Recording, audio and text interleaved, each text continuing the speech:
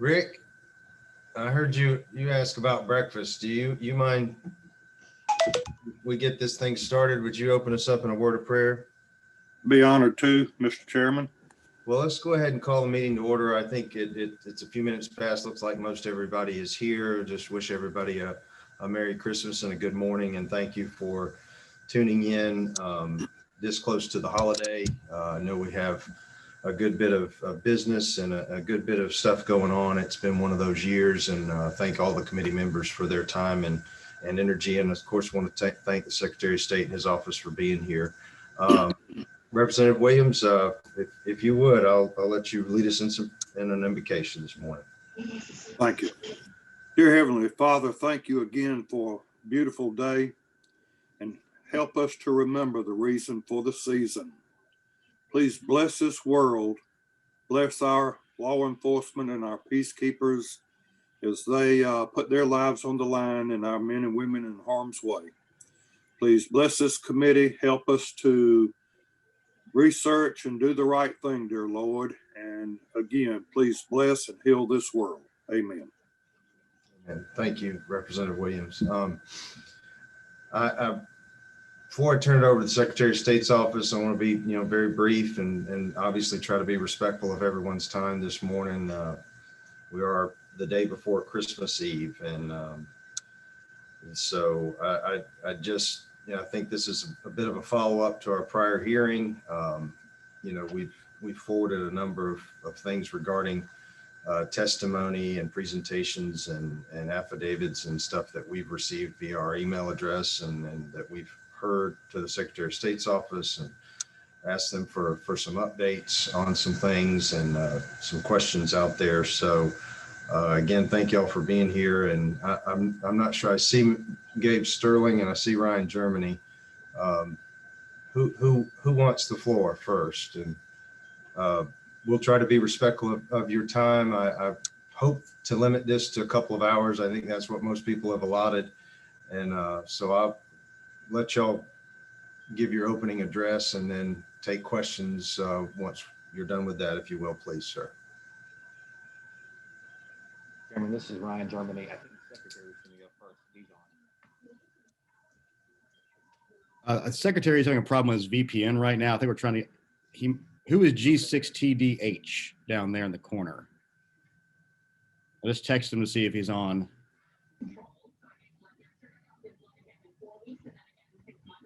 Can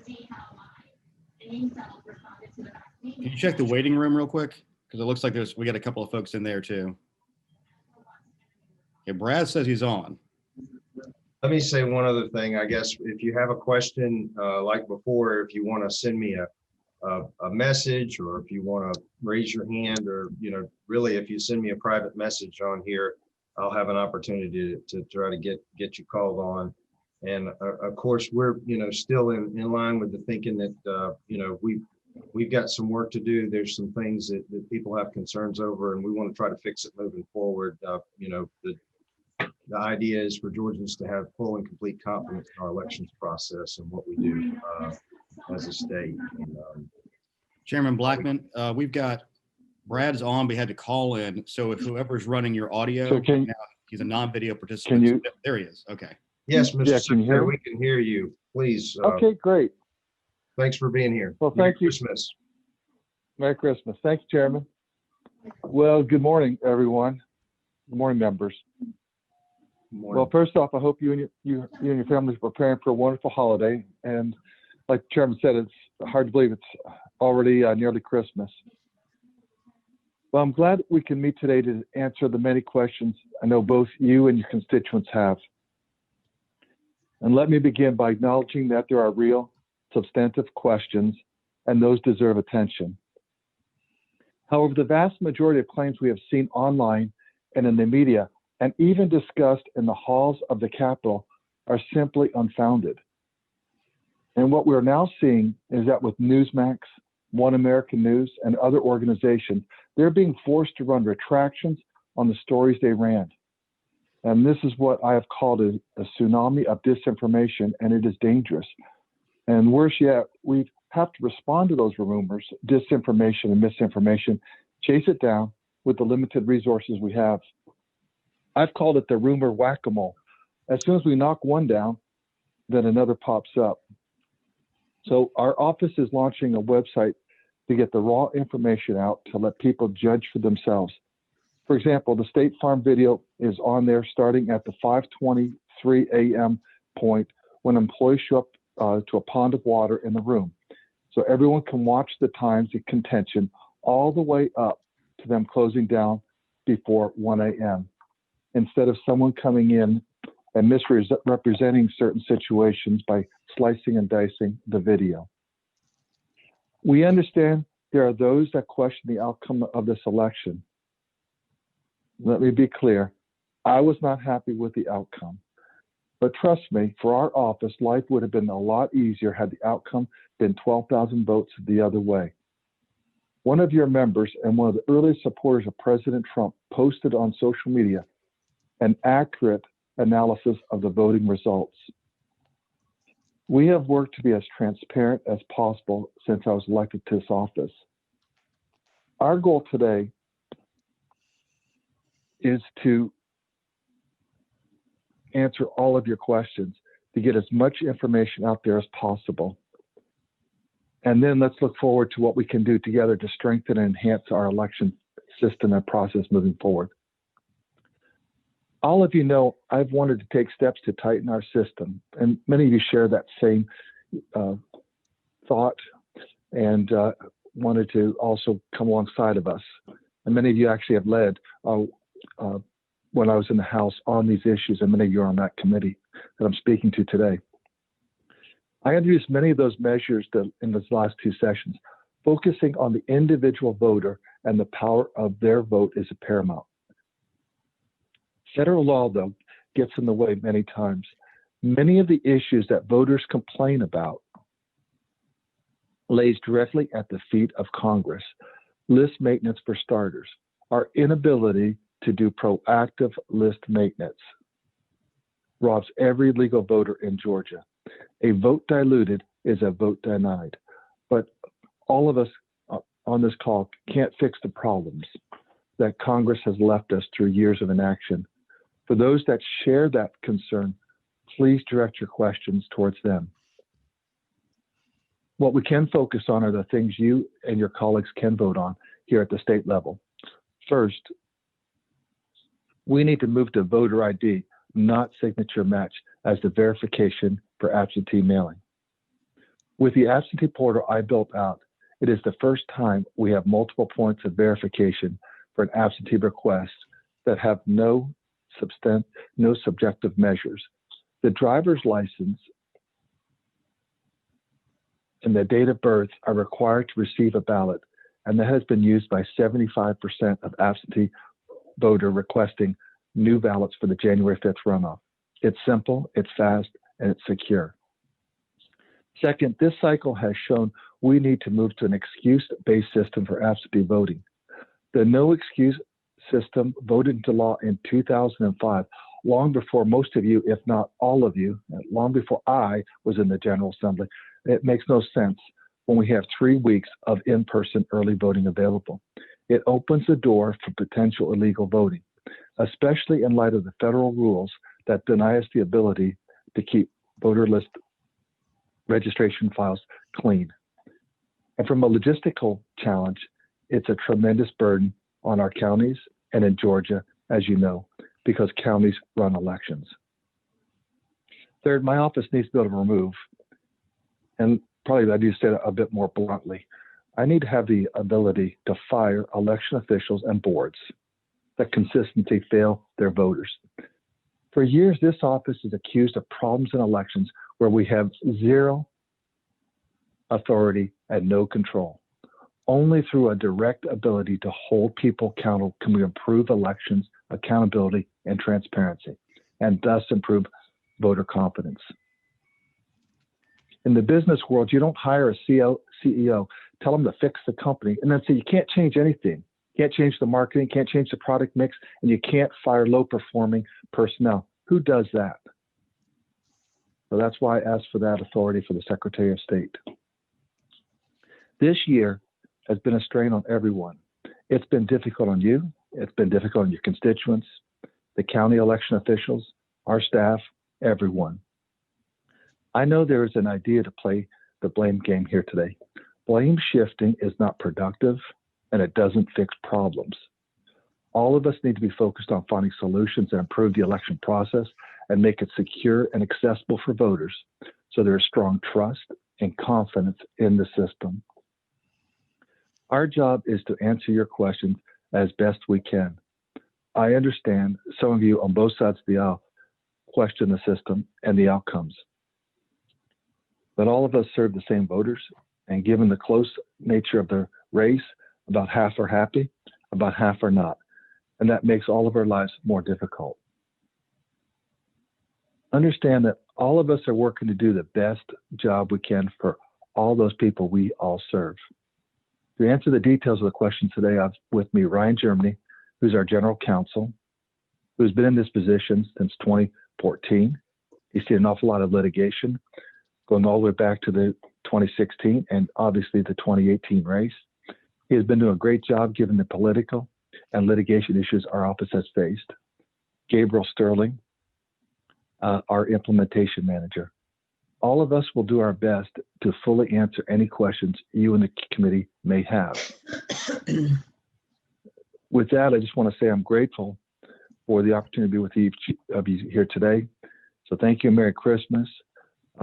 Chairman, there are ongoing lawsuits we are currently handling, obviously. So I can have Ryan Germany speak to those now, or he can jump in as we field questions, since many of the questions will no doubt involve those issues. Well, that's fine. Ryan, if you'd prefer to jump into that now, one of the things that we were hoping, I think, is an update on certain investigations, or maybe a comprehensive update on investigations and maybe some specific ones. I thought that might be appropriate first, and then we can dive into some of the committee members' questions, if you will. The chairman, I think Ryan should go ahead and do that, since he's been handling the litigation issues and is involved in the investigation process because of the legal ramifications. Yes, sir. Thank you, Mr. Secretary. Thank you, Mr. Chairman. This is Ryan Germany.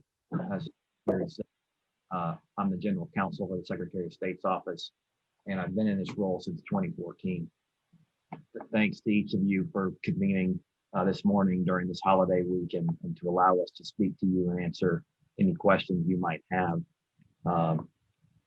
We know that you and your constituents have a lot of questions about the November election. As Secretary said, we've been doing everything we can and are continuing to work to get out accurate information. There has been a flurry of misinformation that has been perpetuated. And as the Secretary mentioned, numerous outlets who hosted that are now having to issue retractions. So I think that's a good thing, but it's kind of the old saying about the lies halfway around the world, but the truth gets its pants on. So that's what we're seeing. Both Fox News and Newsmax posted statements saying that they have seen no evidence has been offered that Dominion or any other voting machine used software or reprogrammed software that manipulated votes in the 2020 election. That's consistent with what we see as well. Unfortunately, election misinformation is not new in Georgia. I was in this same role in 2018, and we were constantly fighting misinformation then as well. From my perspective, many of the claims made about the 2020 election are very similar to claims that were being made about the 2018 election, including allegations of vote flipping, machine malfunctions, and interestingly, we see a lot of the complaints that we get from voters are very similar fact patterns. One side calls the same fact pattern voter suppression, the other side calls it voter fraud. So that's something that we're seeing as well. The reality is, just like the claims about systematic voter suppression in 2018 were not true, the claims about widespread voter fraud in 2020 are not supported by the evidence we have seen in our investigations that I'll give you guys an update on. I'm going to address some specific questions first that kind of been frequently asked that'll hopefully address some of the questions you have. And then, of course, if there's other ones that I didn't get, then I'm happy to try to address those. We have received a lot of questions about the signature matching settlement agreement that our office entered into regarding signature matching. Our office entered into that settlement agreement at the advice of the Attorney General's office and our Special Assistant Attorney General in that case. The settlement agreement basically did one thing and only one thing. As you guys remember, back in 2019, the General Assembly passed an absentee ballot cure process. What it allowed for voters to cure any signature issues on their ballots by signing an affidavit and showing a photo ID. So as part of that process, the state election board passed a rule setting out the time period to notify a voter, hey, there's an issue that you can come cure. So that was a new process we had to put in place. The state election board passed that rule that said they have to get notice out within 3 days, except within 11 days of an election, you have to get it out next day. The idea is we want to make sure voters have sufficient time to utilize that cure process. Now, one thing that is, I think, worth noting, the state election board passed that rule prior to the COVID crisis, when people were envisioning a more normal amount of absentee ballots.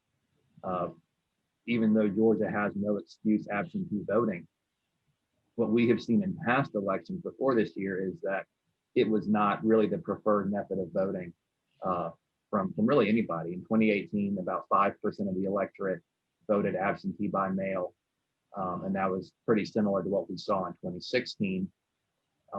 The other 95% is split about evenly between in-person early voting and election day, voting on election day. So that's what we have seen in the past. That's what we expected to see this year as well. And then COVID happened and really changed that. So the state election board passed that rule, and then to settle that case, which challenged the signature matching process as a whole and sought to enjoin its use, based on the argument that signature matching was not being done consistently across the counties. We did a couple things. One, we provided GBI training to counties on how to conduct signature matching, and two, we put in place a process that if you're going to reject the signature based on a non-match, you have to have 3 people look at it and make sure basically the majority agrees that it doesn't match.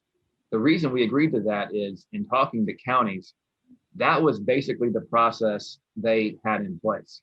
Some used 2, some used 3 people. Pretty much everyone already used an extra set of eyes. So we did not see that as changing anything substantively. That the case that was brought was part of Democrats' 4 pillars litigation strategy. Georgia was obviously a main target in that strategy. The strategy sought to extend the ballot receipt deadline past election day, allow ballot harvesting, require government to prepay postage, and then overturn signature matching requirements. Fortunately, due to the good work of our Attorney General's office and the Special Assistant Attorney Generals they appointed, and due to the strength of the election laws in Georgia that you guys have passed, no Georgia laws on any of these items were overturned.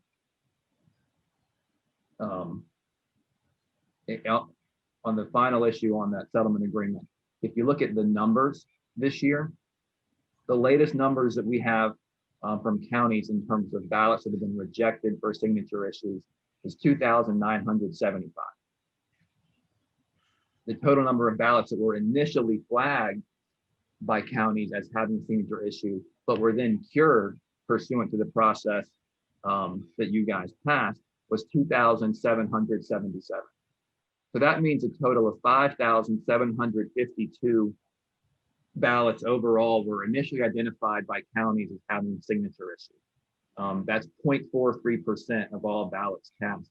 And that's pretty consistent with what other states see. It's probably a little high. And it's probably higher than what we've seen in previous years, which is not surprising, I think, given the big increase in absentee voting this year. The reason that I think the overall rejection rate for signature issues is of course lower than that is due to the cure process that this General Assembly passed. That cure process requires the voter submit an affidavit and a copy of their photo ID, which I think we all agree does a good job of proving that the voter is who they say they are. So the numbers support, I think, the idea that at least I had prior to entering into that agreement, that it did not change Georgia law. We've also received questions about absentee ballot drop boxes. Drop boxes were something that the state election board unanimously put in place in response to the COVID crisis. It was something that our office supported. One of our main goals this year was to make sure that,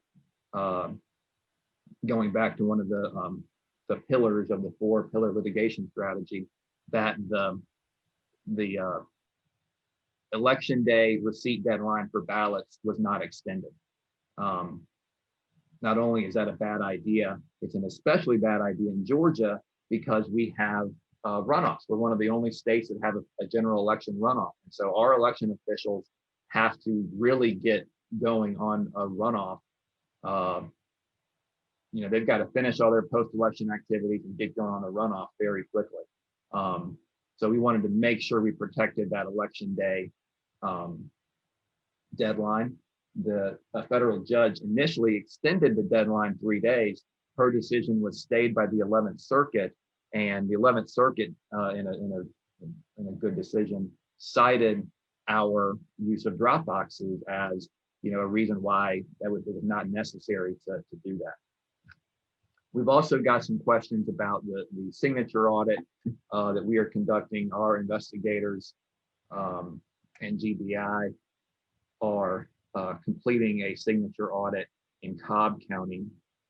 That was brought, or we chose Cobb County due to a specific complaint we received about Cobb County not properly conducting signature review on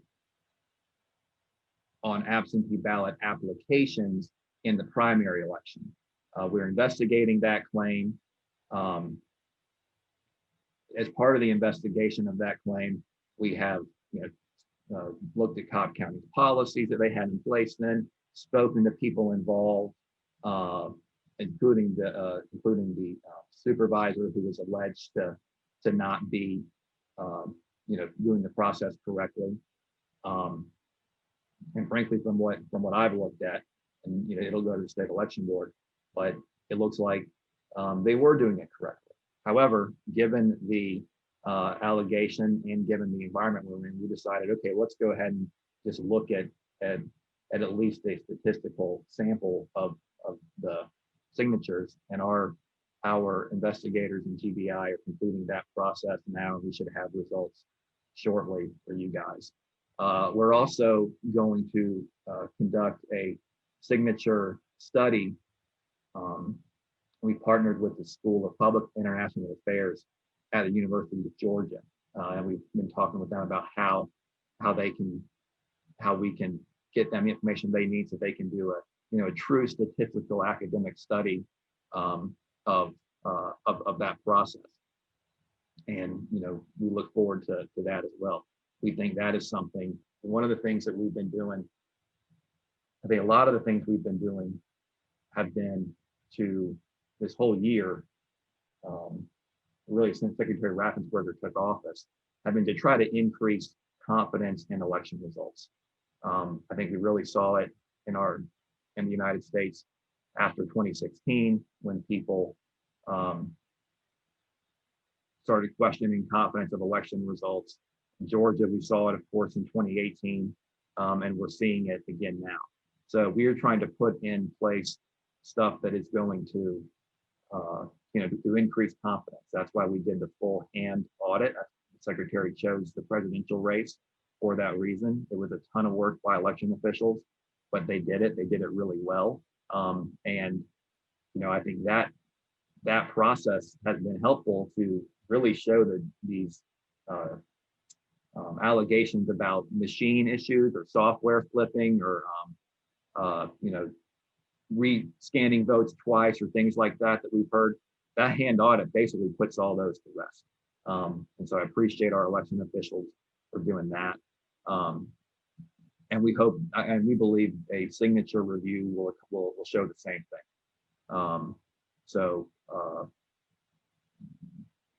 We're happy to be able to do that as well. I do want to provide some updates on some investigations, like the chairman said. One of the main things we've been getting asked about, and this is in current litigation, is the Trump campaign has thrown out a bunch of numbers of illegal votes.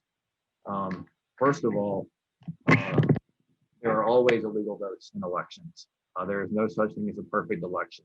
By an illegal vote, I mean someone who is not an eligible voter who is allowed to cast a ballot. The law, our laws, and every federal law, every state's law basically, errs on the side of allowing an ineligible person to vote rather than not allowing someone to vote at all if they might be eligible. So the Trump campaign has thrown out numbers that 2,056 felons voted illegally. That's not true. We have we are investigating a total of 74 potential felons who cast a ballot. And what our investigators do is we have to talk to each one of them and actually investigate to see, okay, was that person still under felony sentence? Sometimes they're not. So we're investigating those. The total universe, though, is 74. They've also alleged that 66,000 underage people voted. Investigated that. The total number of underage people who voted is 0. We're able to look at everyone who voted and look at their birth date in the voter registration system. And I think there was 4 people who requested a ballot before they turned 18, and they all turned 18 prior to November 3rd, which means they're allowed to vote. Trump campaign has said 23 people voted that weren't registered to vote. Again, the number on that is 0, because we can see everyone who voted in our voter registration system. We're also investigating the allegation that 300, well, let me say this one first. 10,000 people voted who died before the election. Again, that's not true. We're investigating some reports of dead voters. I think the couple of them that were submitted in litigation, turns out they were not true. One of the ladies, she'd been registered, I think, since like 1950 something, and in the registration system, she was listed as Mrs. whatever her husband's name is. I don't think we see that much anymore, but it was something that we saw then. We have talked to her. She is, and talked to her daughter. She's not dead. Her birth date matches, her gender matches, her voting history matches. So, that was not. And I think we have found a couple instances of dead people voting. Generally, what that goes to is if someone has died recently and a family member votes for them, and that handful of instances is consistent with what we see in every election. Again, it's not okay, and those people will go to the state election board, and we will seek punishment for them to the fullest extent of the law. But it's nothing that we are seeing that would put in doubt the result of the election, even in a very close election like we've had right now. We're investigating 395 people who cast ballots in 2 states, which is illegal. this is an investigation that we get basically after every election. Our current elections director, who used to be our chief investigator, said that after the 2008 election, we received an allegation that 30,000 people voted in both Georgia and Florida or Georgia and Ohio. And he investigated every single one of those. It can be tedious because we get information from both states. Then we have to kind of push them to get us the information in a timely fashion. At the end of that investigation, there was 3 people who had voted in Georgia and another state. So, Mr. Chairman, yes. could you, I'm sorry, could you repeat that number, the initial number of investigations you have for people who are being investigated for voting in multiple states? I missed it. I'm sorry. The allegation that we have got for this election was 395 people. From the old one I was talking about, there was an investigation after the 2008 election of 30,000 people. Thank you. Yes, sir.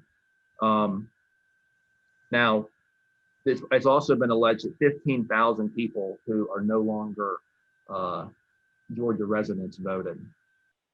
Again, what we are seeing is that's not true either. And we have submitted documents in court showing why the numbers the Trump campaign has submitted are not accurate. And it's for a lot of reasons. A lot of them are sometimes just not the same person who matched. So that's part of it.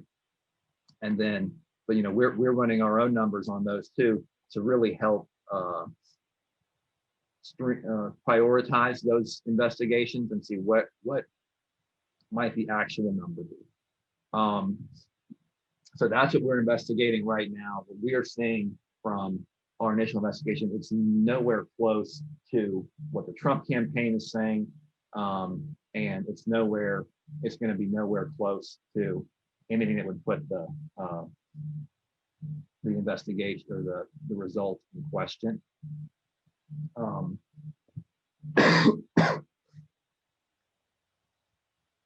Those are tedious investigations that requires basically, figuring out the residency of each person, and residency can be complicated. There's people who no longer live in Georgia who are eligible voters.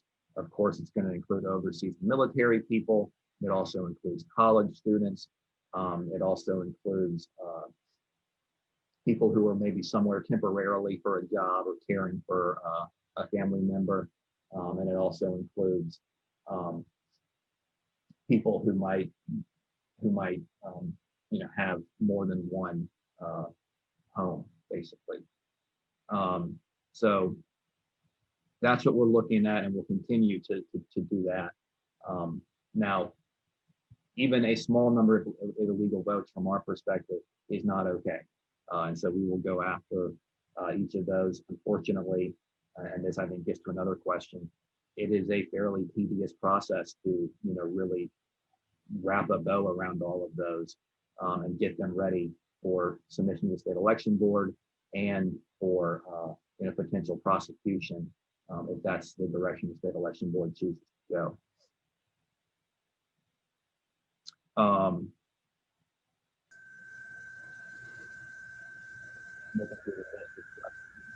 Brian, the question, you kind of went, Sorry, can y'all hear me a little better now? yeah, Okay, come on. yes, sir. Mr. Chairman Blackman. Just a second. I'm gonna make sure, Mr. Germany, are you done? Final thing I was gonna talk about, I think this addresses some of the questions that we've received from you guys also, is what we are seeing regarding January 5th. Basically what we are seeing right now for the voting that's going on. And frankly, what we are seeing is kind of both sides really pushing the envelope on what's allowed. We have many investigations into third-party groups with the increase in absentee voting. I think third-party groups, particularly ones that are aligned with Democrats, are sending a lot of mail to people, including people who no longer live here. Like I said, some of those people are going to be eligible voters. A lot of them are not because of the restrictions that Secretary Raffensperger mentioned that we have on conducting list maintenance under federal law. So we're seeing that. We're seeing a lot of text messages, including text messages saying, "Oh, you can still vote if you don't live here." You can't, unless you're still a Georgia resident. But we're not getting the sense that people are really, the political groups are really being careful about that, and frankly, they should be, because it's important. We're also investigating allegations of people handing things out in return for voting. I had a conversation yesterday. We got a lot of complaints about the trucks that said "Vote Democrat, get $1,200." After those complaints, the person running those ads decided to end that campaign.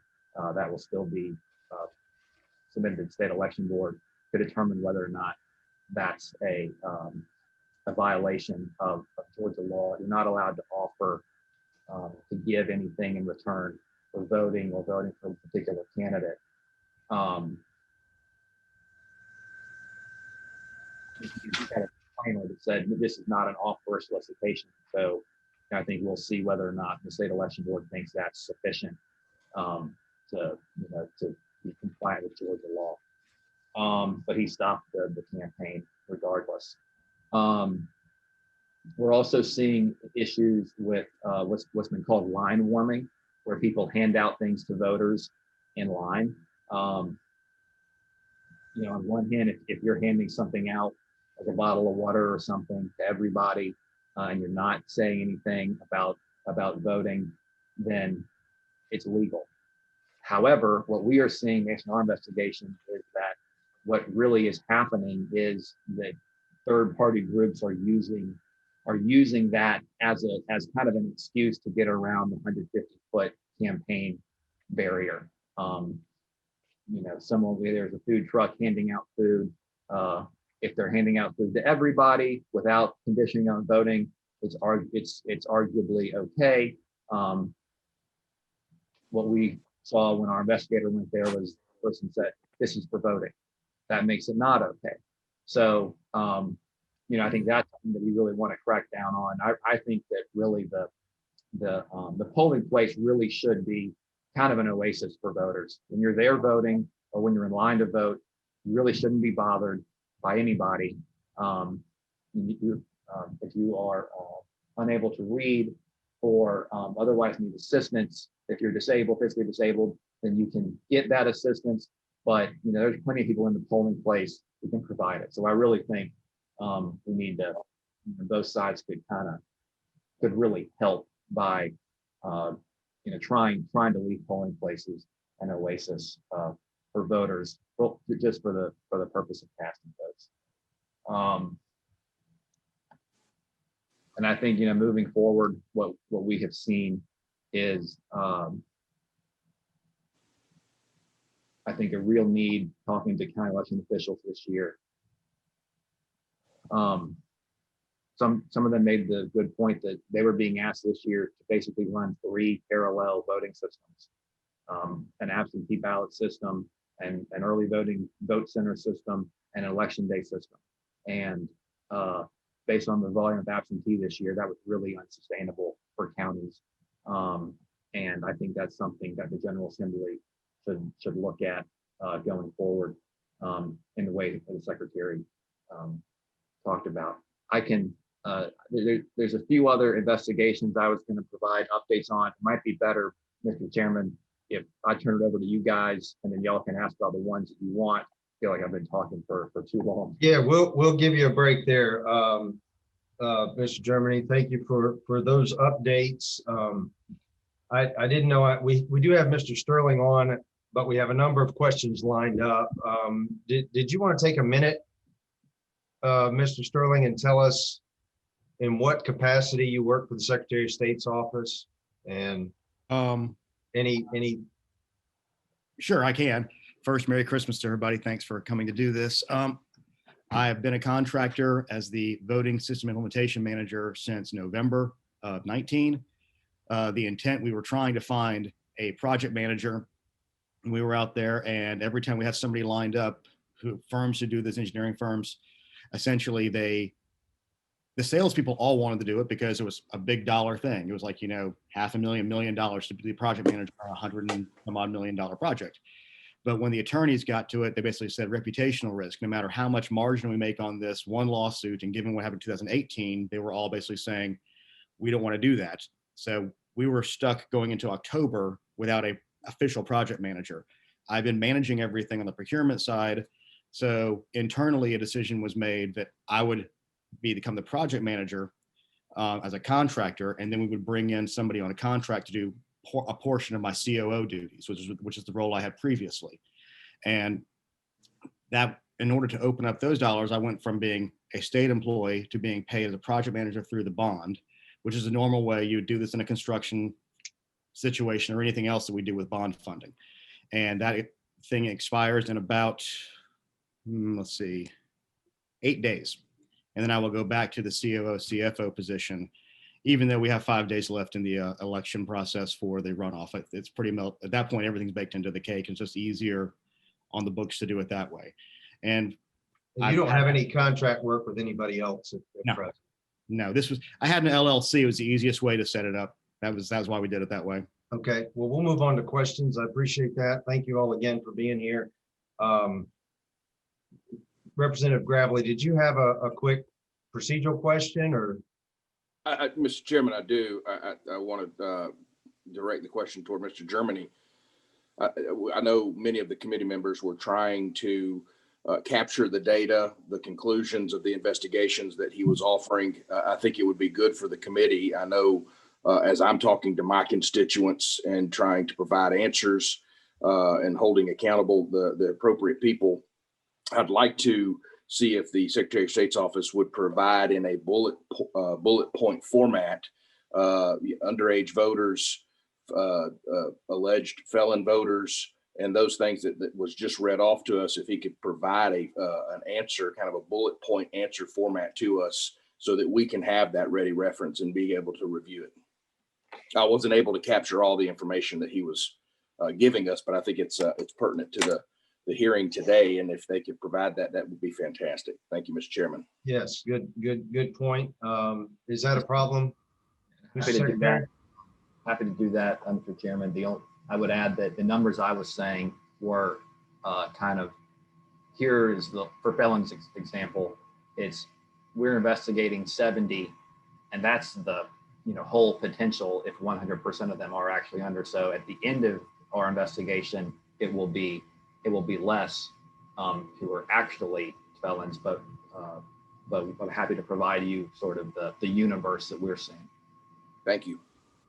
Try to get these in order. Chairman Powell. Yes, sir. Good morning. Good morning. I had a couple of questions that I want to ask. And first, I want to thank the Secretary Raffensperger for his earlier comments.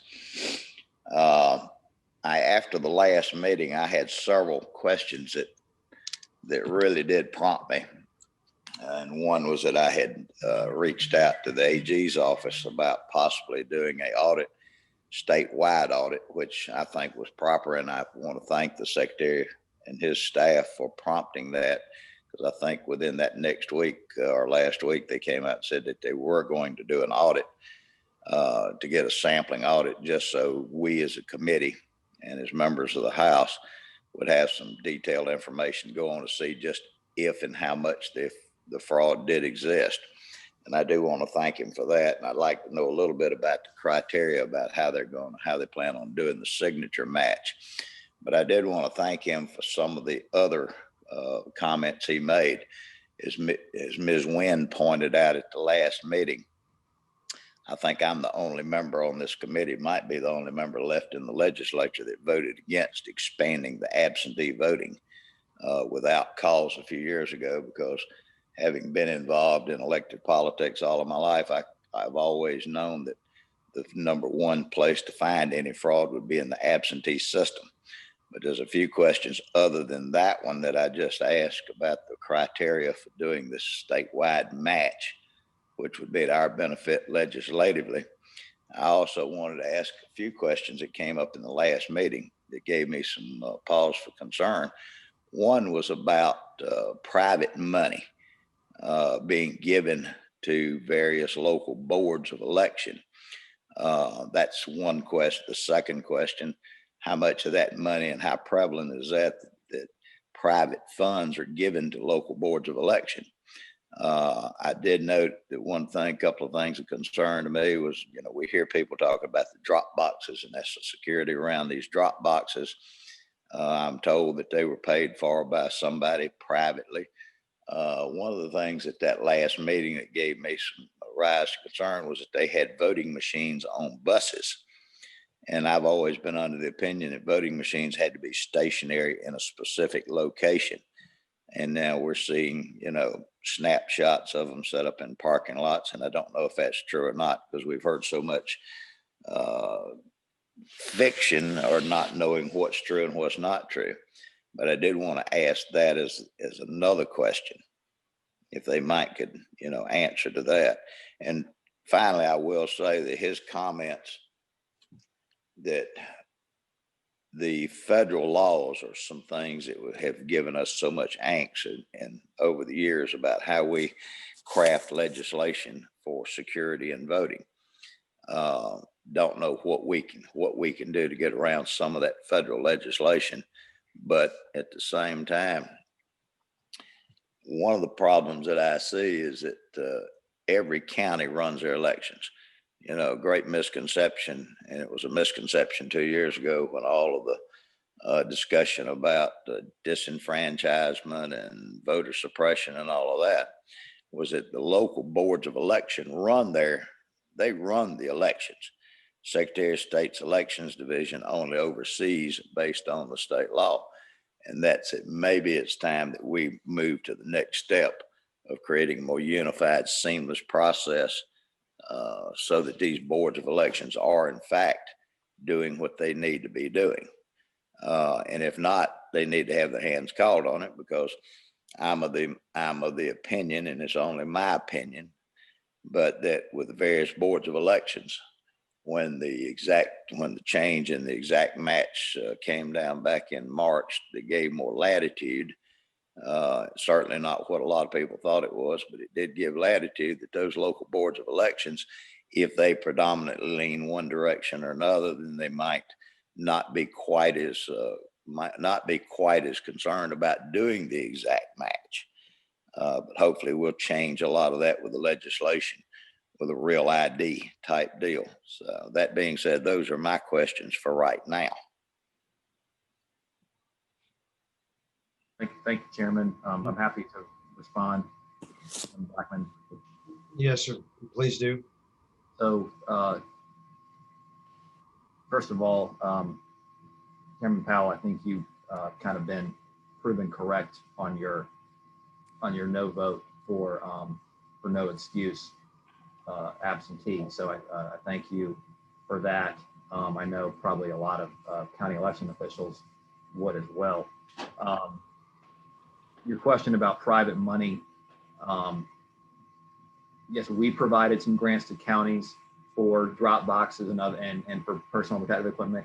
The grants that we provided came from the CARES funds provided by the federal government. And then some third-party groups also provided grants for election officials this year. Our office does not oppose not allowing those third-party groups to provide those grants to counties in the future. I would say that it will probably require some counties to then, increase their funding of their elections office.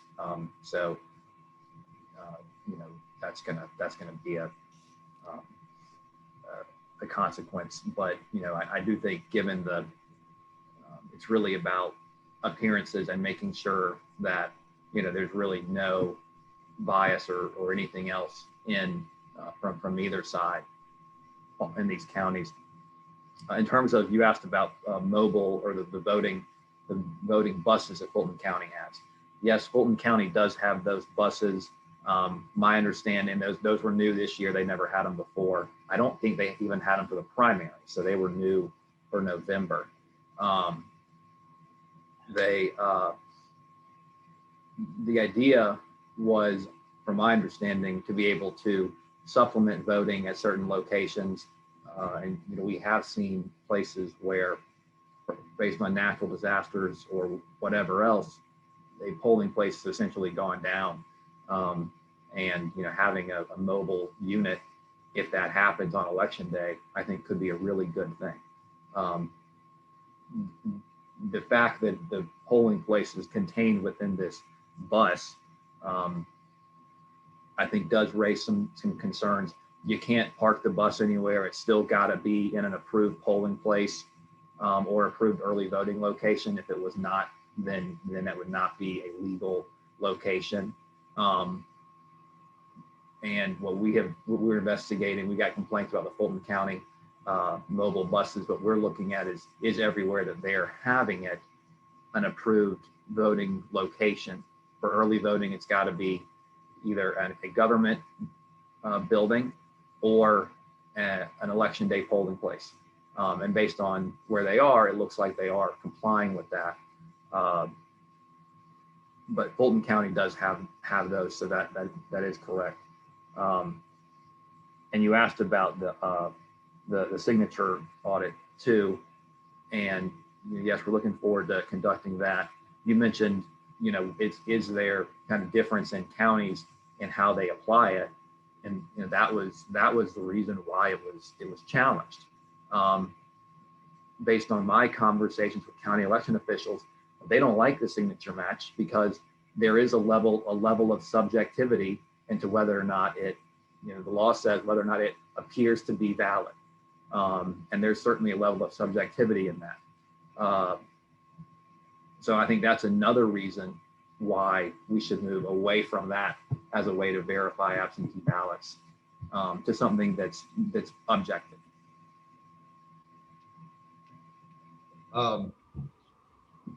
Thank you, Representative Oliver. Thank you, Mr. Chairman.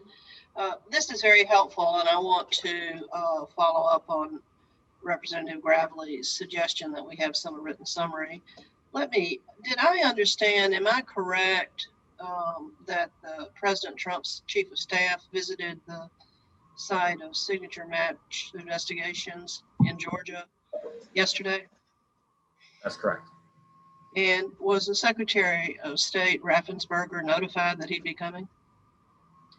We were notified about 5 minutes before he showed up. I think we were notified when the Secret Service showed up for their advance work. What was the purpose of his visit, to the extent Chief of Staff Meadows communicated that purpose to Secretary of State Raffensperger? I'm not aware. I don't believe that Secretary and Mr. Meadows spoke. The way that the signature match audit was being conducted, it was in the Cobb Civic Center. And obviously that's a public building, but we had a room where we were conducting it that was not public. Chief of Staff Meadows was not allowed in the room. He was able to look in the door, basically like anybody else would have been able to do. And he stayed about 15 minutes. Was that correct? I'm not sure. Your summary of the evaluations of rejected votes from November 3rd based on signature match, I want to make sure, this is why a written summary would be helpful. You said there were about 5,000 that were flagged in some way as failing to satisfy signature match, and they came. Do you have a geographic analysis of whether or not they came from? Last time we were told from earlier elections, they disproportionately were coming from Gwinnett County. What is your geographic analysis of these 5,000? And secondly, how many of those 5,000 were cured? So I can share with you and the committee the geographic breakdown from each county. In 2018, yes, they were primarily coming from Gwinnett County.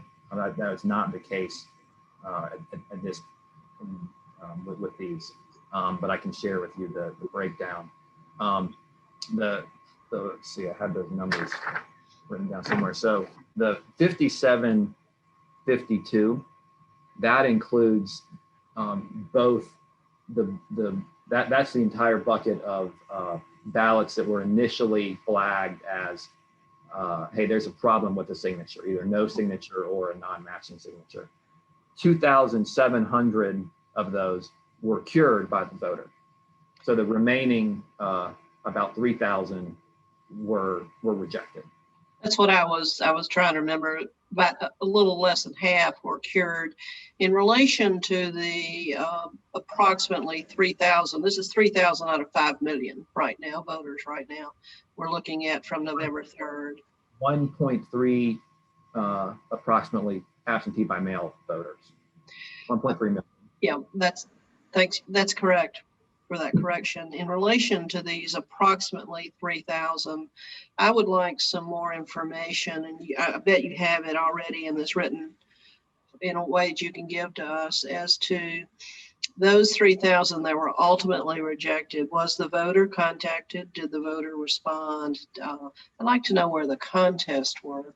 We are going to have what looks to me like a fairly serious political contest or fight over this issue, and I want to put it in context that it's 3,000 out of 1.3 million voters, that it may be disproportionately taking up our time when we could be helping people do something else. So thank you, Mr. Germany. A written analysis of your investigation would be very helpful because the numbers really matter to me.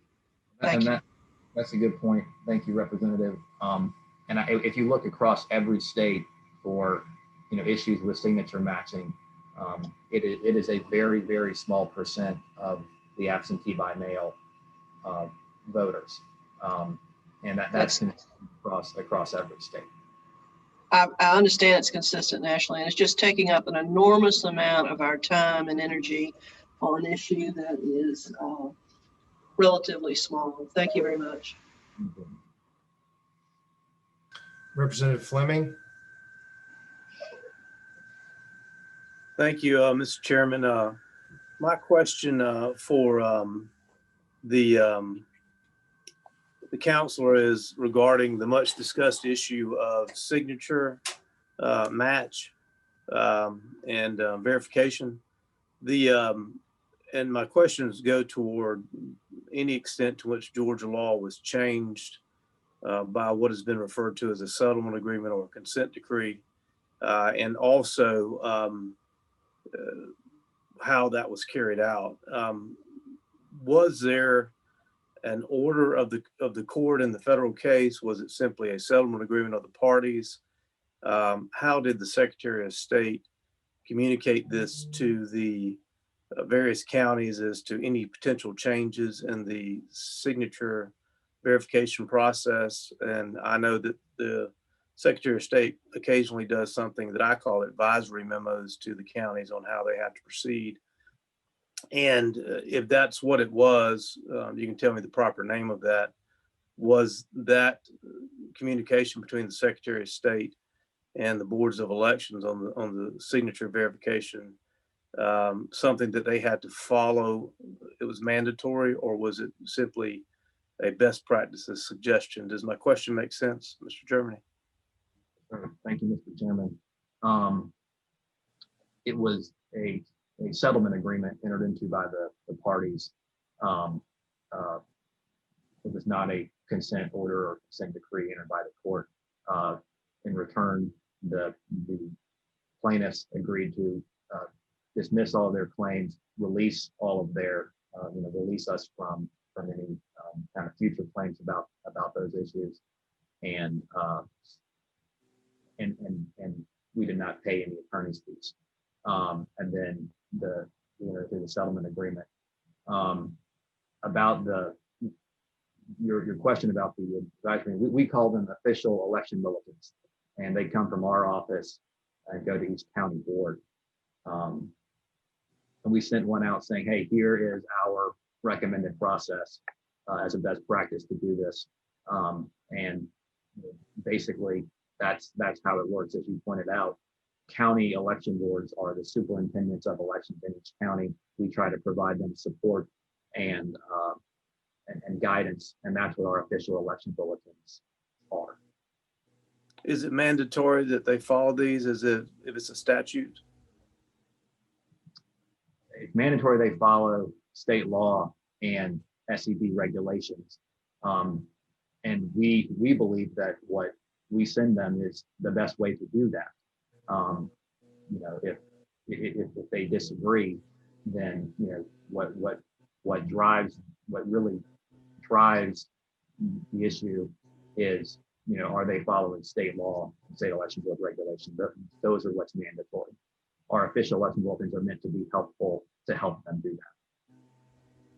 So as the secretary sends out a communication in this fashion to the various boards of election,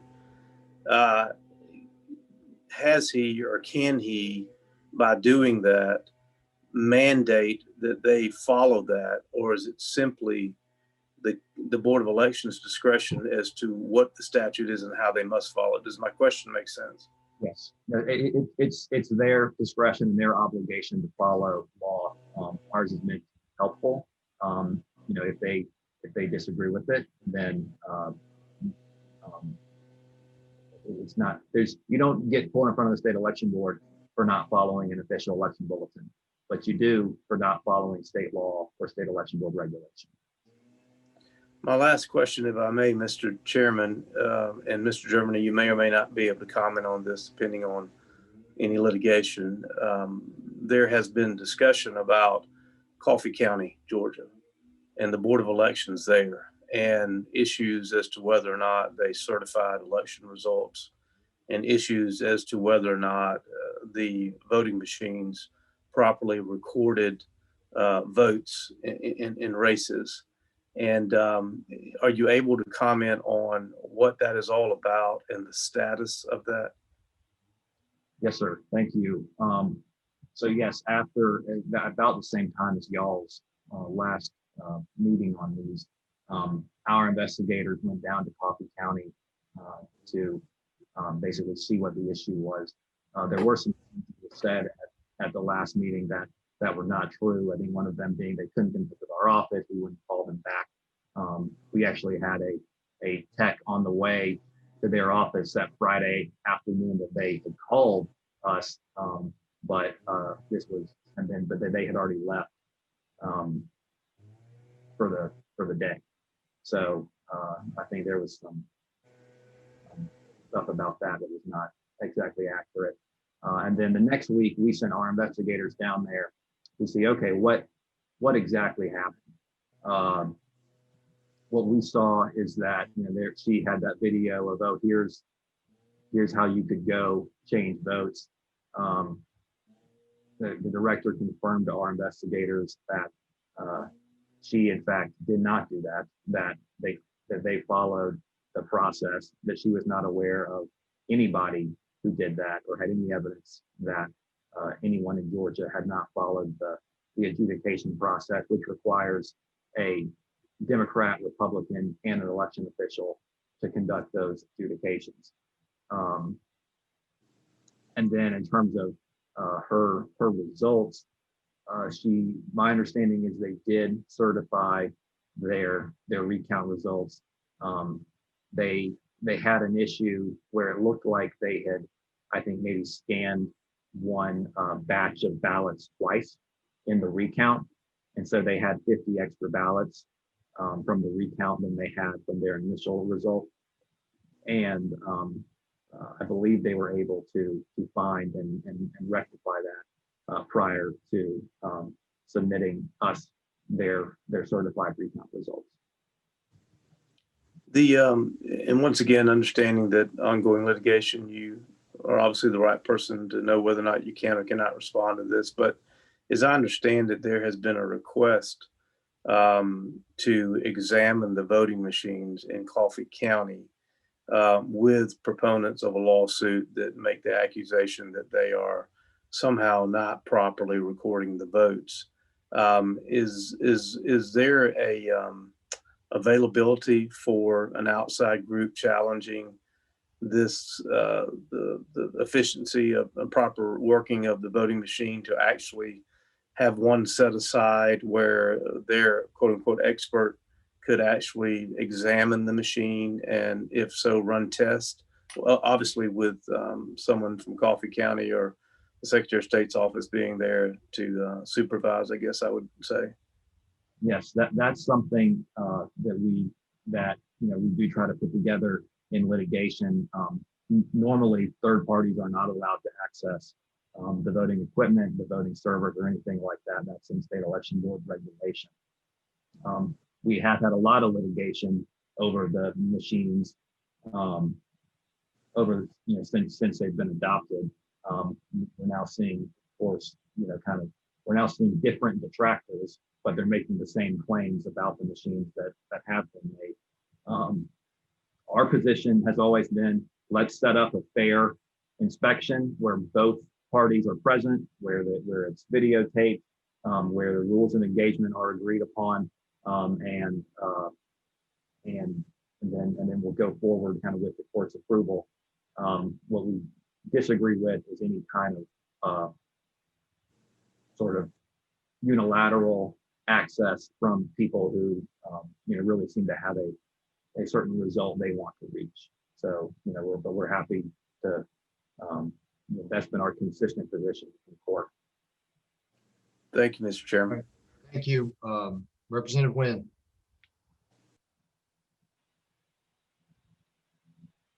Thank you, Mr. Chair. I have a couple of questions, and I want to start off with just earlier testimony that we heard from Mr. Secretary. He testified that absentee voting opens the door for voter fraud and suggested that we eliminate the 2005 policy that Republicans, with the exception of Chairman Powell, put into place to allow no excuse absentee voting.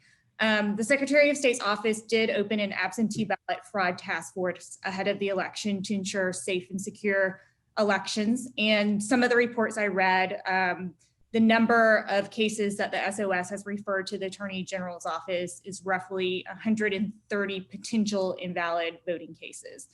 Roughly 5 million voters cast their ballots in the general election. We know not all of these cases are specific to mail-in ballots. Even so, as a whole, that's still just 0.0026%, 130 potential cases against 5 million voters.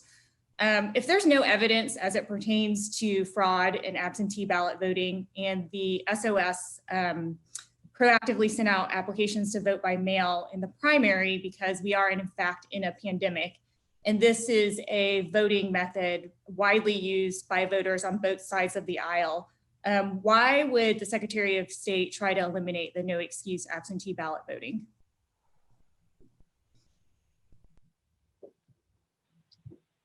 So the number of investigations you referenced is not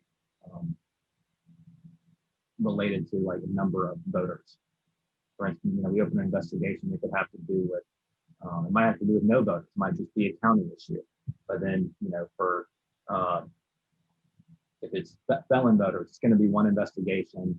For the number of illegal votes that have been alleged by the Trump campaign, we have an investigation to that, and they're alleging it affects a lot of voters. So that's comparing that to number of votes cast is not really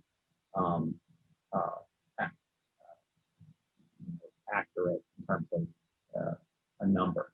I think what we have seen this year is, I think everyone agrees, I think on both sides, that to the extent there is any fraud in the process, it's in, and fraud, to me, I've said before, is not the best order, because a lot of times it's not, fraud kind of envisions like someone actively trying to do something wrong. Whereas a lot of times that's not what we see. We see, particularly this year, with people who are out of state, if they get something from a third party group saying, oh, you can vote in Georgia, they might say, oh, great. I didn't know I could. Now, I don't know if that's like intentional fraud, but it's still an illegal vote potentially. And the effect is the same kind of regardless of the intent. I know when I'm talking to people and I'm explaining the process, what for in-person early voting and for in-person voting, we have really good, I think, explanations of here's exactly how we know everything we're hearing from that place for in-person voting or for election day voting. Here's how we know it's accurate. For absentee voting, it occurs outside the confines of any voting location, and then of course you've got the kind of subjective nature of the verification process in the counting function. So like when we're talking about that, it's frankly harder to provide confidence in that process than it is any other process. Now, like you said, it's an important way of voting. But there's a lot of states that have an excuse-based system. You can still utilize that way of voting if you need to, but if not, especially with Georgia's 3 weeks of early voting, I think the way our laws are set up, the way our elections offices are set up in each county, it's not set up to have a massive absentee by mail system like we had this year. So you had another two questions? Yes, Mr. Chair, I do. Please go ahead. Yeah, thank you, Mr. Chair. And Mr. Germany, I do want to refer back to something else the Secretary of State mentioned and something that you brought up before too, which is the inability to clean up voter rolls because of federal laws. So in 2019, the Secretary of State did clean up voter rolls and remove over 300,000 Georgians off the voter rolls. And of these voters that have been removed, it's alleged that up to 198,000 of these voters still live in the state of Georgia. But I will use the more conservative number. We know that at least 22,000 of those voters were wrongly removed, and they did have to be reinstated by the Secretary of State. So based on this error and based on the Secretary of State's willingness to create an absentee voter fraud task force, what are the steps the Secretary of State is taking to ensure that eligible voters are not disenfranchised? So the steps that we take before anyone can move from the rolls are set out in both Georgia law and federal law.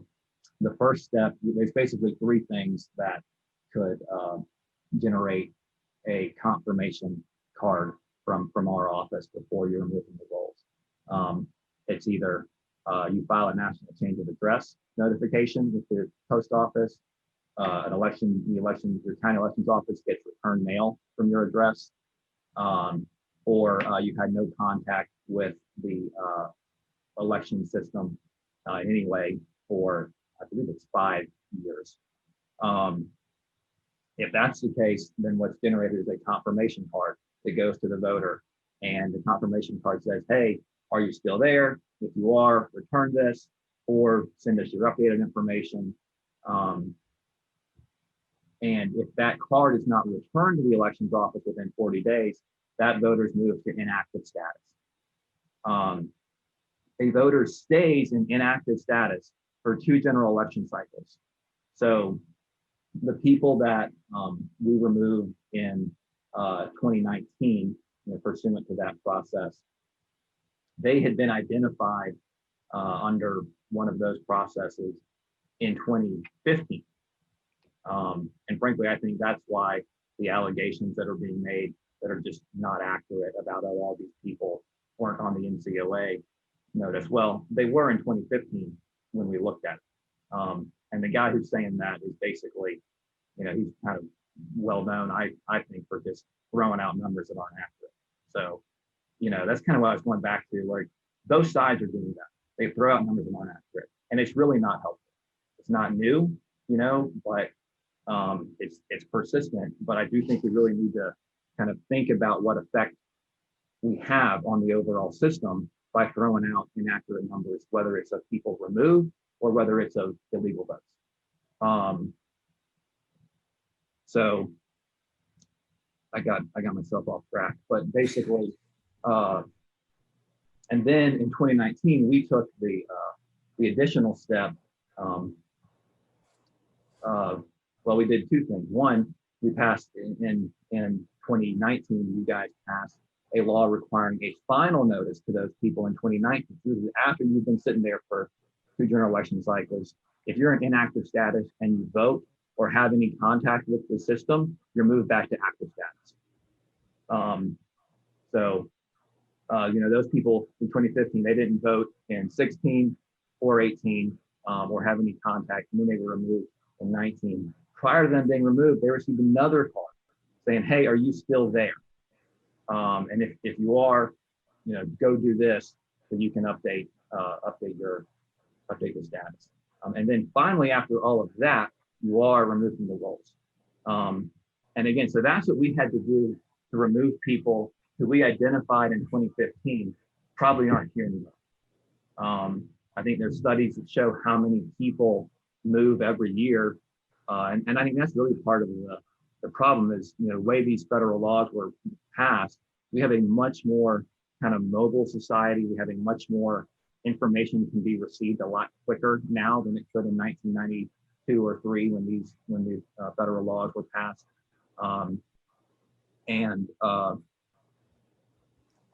So we are certainly not removing too many people from the rolls. There's people who have moved since 2015 who are still on our rolls, basically. A lot of people. And the law errs on that side, that's fine. When you then go to a massive absentee system, like we went to this year due to COVID, then it certainly is going to raise potential concerns. I think that's what we're seeing. And then, Mr. Chair, I just have a couple more questions, and these are just yes or no questions because some of these things were brought up into the in the prior committee hearing. And yes, ma'am, you can ask those. I just want to real quick mention to our folks here that are answering questions and asking is that I think everybody on the committee has questions. So as succinct as we could possibly be, obviously this is extremely important, very serious, and we want to try to get to as many questions as we possibly can. So please proceed, Ms. Thank you, Mr. Chair. Mr. Germany, you mentioned we did verify previously it is legal for counties to employ mobile voting units as long as they make sure they're in the right places. Is it legal for voters with disabilities to receive assistance with voting? To receive assistance with voting, you have to either be unable to read either English language or have a physical disability. Yes. Is it legal for both the Republican Party, the Democratic Party, and other third-party entities to assist with ballot curing? The devil's kind of in the details on that. It depends on how that happens. And have you found any evidence to suggest that mobile voting units or voting through secure drop boxes increases the number of voter fraud cases? Mobile voting, we have investigation on that right now. I don't think so on that. In terms of drop boxes, we've got a lot of complaints that we've investigated so far. When we get an allegation of, someone dropped off a ton of ballots here, which would not be allowed, probably, depending on who that person was. We pulled the videotape and the video surveillance, and what we have seen so far, we have not substantiated any of those claims. Okay, thank you, Mr. Germany. Thank you, Mr. Chair. Representative Collins, are you on the call? And then we'll have Representative Turner and then Representative Shannon. Can't hear you, sir. Oh, can you hear me now, Mr. Chairman? Yes, sir. You're okay. We're good. Fire away. Okay.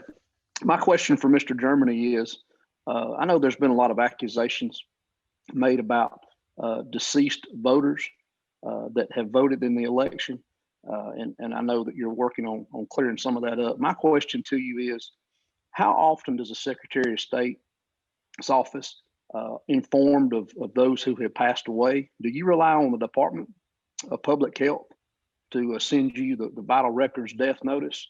Or do you rely on the Social Security office at the federal level to notify you of a death? How does that work? Question.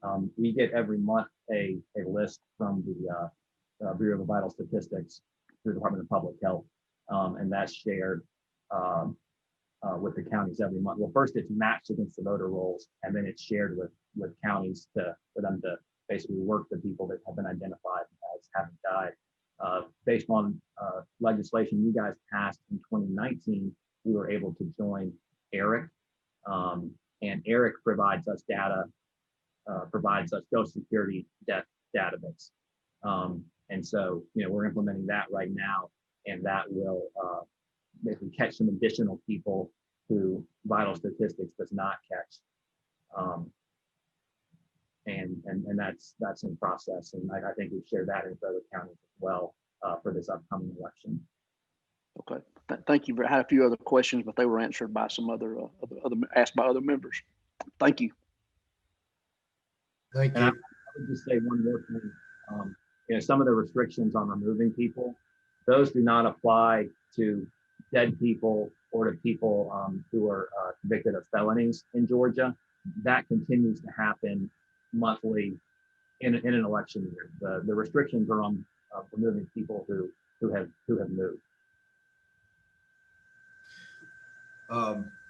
Representative Turner, if you don't mind, I've got a request. Our Vice Chairman Jones has got to leave the call briefly in a few minutes, and if you want to go ahead, Representative Jones, thank you, Representative Turner, and we'll proceed down the line after that. Thank you, Chairman, and thank you, Representative Turner. I sure do appreciate that, and my apologies to the committee for my hard stop. Mr. Germany, just for the spirit of time, I'm happy to get these to you by writing, but could we, just for the committee's sake, if we could I'll do kind of a quick question, if you could kind of give a general quick answer for timing purposes, is that okay? Maybe. Understood. All right, I like the fact that you understood. I led you there. We have done a significant amount of data scrubbing. And where we see around mail-in ballots specifically, the challenge, and also with Election Day and early in-person voting, is around the NCOA, which for those of you who don't know who are listening, that's the change of address form that we do with the United States Postal Service. We have seen a little over 15,000 Georgians who put in a change of address to an out-of-state address who still voted in the election in the general. Now, we don't necessarily believe that means that all 15,000 were illegal. That's not the statement that I am making. However, it does at least raise the question of that needs to be questioned to ensure those individuals were in fact Georgians and they are not now someone who lives in North Carolina, Oregon, New York, etc. So here we go. So the first 6 questions are around the NCOA, if that's okay. As brief as you can you walk us through just the standard NCOA process that the Secretary's office uses in terms of putting them from active to inactive? Yeah, that's a great question. One thing I would point out at the beginning, we pointed out in court why even that 15,000 number is not accurate. So that's not an accurate starting point for, okay, what's the potential of people who moved out of state? The reason for that is data matching is not an exact science, and especially when you don't have. We have some private information that we're able to assist with our data matching that these outside companies are not, and to the extent that they are able to add it from other commercial sources, it's not necessarily as accurate. So no, we agree. We don't have, and that's why I said I'm starting with the assumption of 15. You guys have access to data that we're not allowed to have. And we understand why we're not allowed to have that data. But at least for us, the starting number was a little over 15, and we understand it's going to get whittled down. That's why you're not hearing from my office a proclamation, oh, there's 15,000 illegal voters. That is not the statement we're making, but we're trying to understand how that's whittled down. So I think a quick walkthrough of the NCOA would be helpful. So what we look at, especially, it might be better if I kind of what we're looking at from an investigatory standpoint as to what we normally do from a list maintenance standpoint. Yep. What we're looking at for November, based on people who are potentially no longer Georgia residents, is we use the NCOA. I think we can do a little bit better data matching than outside groups can do. Again, even ours is not perfect because the NCOA does not have, like a private information necessarily. So we whittle it down to that. And then, we look at other things. So first of all, one thing that number does not take out is overseas military voters. For those people, we expect to see, we expect that they do not live in Georgia anymore. That's, basically part of it. So we can back them out. You can also look at, from an investigative standpoint, who voted absentee by mail versus who voted in person, either early or on election day. If you voted early in person or on election day, you might have come to Georgia, for that particular purpose of just voting. But to me, it's a decent indication that you still live. So you can look at that, and then that gets it down even more just by folks who voted out of state or who voted by mail. And then when you look at that, then you've got to get to that's what really we're starting with. And then we'll get into individualized investigation of, are they still a Georgia resident? And it goes through that whole list of things that you might be a Georgia resident and not live here. Big ones are college kids, basically, or if you're otherwise in school, and then temporary relocations. And then the final one that we see quite a bit of in that small number is addresses that look like, vacation home addresses. And so then that gets, kind of complicated as well. So that's how we whittle it down and then get to, okay, how are we going to individually investigate each of these? Yeah, I think our challenge has been, even with our, I'll say, limited resources that we don't have, we've been able to actually track individuals moving out of state and actually seeing that those individuals have literally lived there. They have a mortgage now. They registered their kids in school, etc. To your point, that's not a vacation home. That's not, hey, I need to leave this state for 60 days or 90 days or even a half a year to take care of my mom who's ill. That's, to me, an indication that they now live in that state when they're registering their kids in school. They have a mortgage at that, for a home. They have a job, etc. Second is, real quick, and again, if it's easier to send us the data, can you walk us through, when there is an NCOA hit, is that considered to be probable cause to basically trigger, I'll just say, at least research to determine if that individual should be moved to inactive status? So for our list maintenance, what that generates for us is a confirmation card that we then send to the voter and say, hey, are you still here or are you not still here? If that confirmation card is not returned, or if it's returned and says, oh yes, now I live out of state,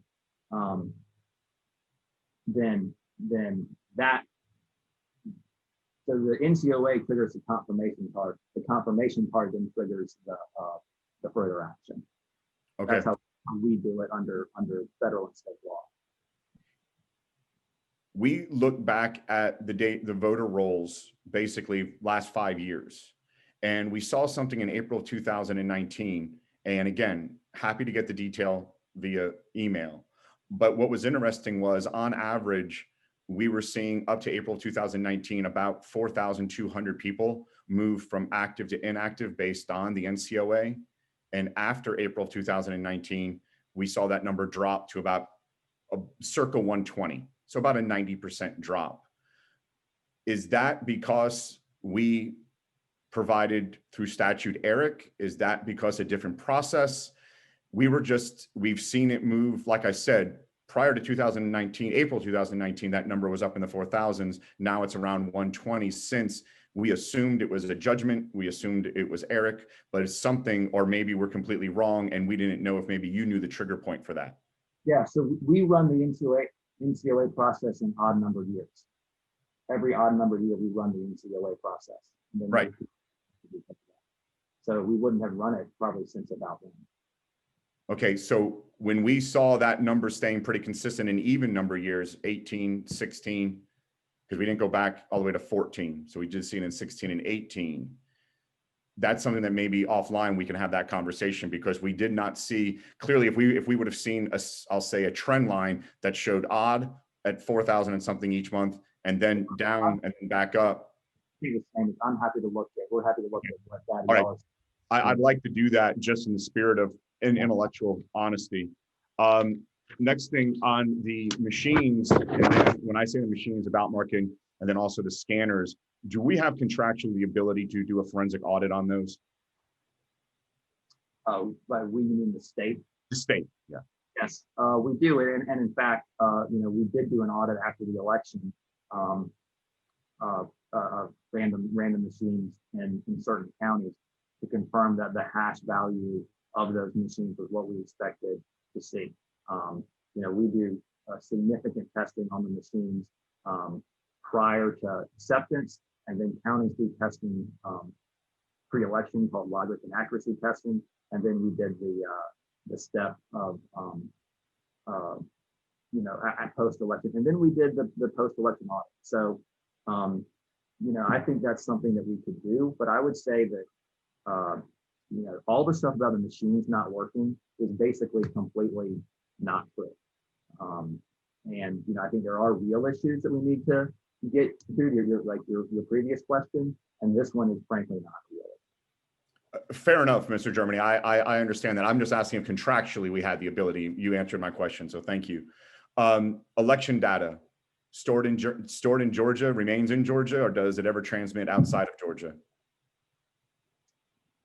Election data is stored on the election management server at each county. It's never come to the internet, it's air gap. Physical data and also backups are stored in Superior Court under seal at each county. Okay, all right. In terms of the mobile voting, you mentioned something that I think was pretty interesting, and I want to just do something real quick. And just to relay a point that's being made, and I appreciate this data being shared. Can you see my screen, Mr. Germany? Yes. Yeah, so we took a look at, based on Fulton County's website, on where the voting was going to be, if you can see column B. And then we basically took a breakdown of those precincts. Then we basically did in column J, the nearest polling location. And then just based on GIS data, just did a distance. So to your point about them being within the physical locations of a precinct, I'm happy to share this spreadsheet with you so that you can validate, because there's nothing, we understand you'd want to trust, but validate this information. But you'll see that the closest we had was about a quarter of a mile. The furthest we had was circa seven miles. And this is something that we're not suggesting. We want to make sure we laud the efforts of making sure that all voters are able to vote, all legal citizens are able to vote. But at the same time, we want to make sure that we understand where the mobile, I'll say, RVs are being placed, how they're being placed, why they're being placed. If for no other reason, it's just important from an SOP standpoint. So if you'd like, would you like me to share this spreadsheet with you? And so what I said, using the mobile buses for early voting can take place at either a government building or an election day polling place. Right. So, and yep. And forgive me, I stopped sharing just because I didn't want to, but this was basically what was in general. Yep. Okay. Nope. Completely understand. The next thing is, and sorry about this, Mr. Chairman, I'm almost done. In terms of the local challenges that are being done right now, there's not a consistency in the application that the election boards are applying to Chairman Powell's statement. And is that something that the Secretary of State can provide guidance to the election boards in terms of where the burden of proof lies versus there being such an inconsistent statement being made to the citizens of Georgia who are making these challenges? Sure. And so we met with the people who are, at least one group who's doing challenges. And I told them, I said, look, by casting a really wide net, you are potentially letting people not find probable cause here. And that's what they decided to do. So the way that election challenges work in Georgia is you can challenge someone's whether or not their votes should count in the next election based on their eligibility to vote. And then what you have to show to the county board, and it's to the county board of elections, is probable cause. And if the county board determines probable cause, then if that voter then votes, it goes to a hearing where the challenger has the burden of showing that voter no longer has the qualifications to vote. So that's how that process works. And from my understanding, some counties are not finding probable cause based on information submitted, but that's really based on the information submitted and then the county board's determination. Okay. Two last questions. One is, and this is quick, you can email it to me. Can you get me the statute that supports mobile voting, please? I'm not sure what you mean by that.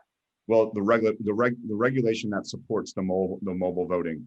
Not really supporting. It's a question of, is it legal or illegal?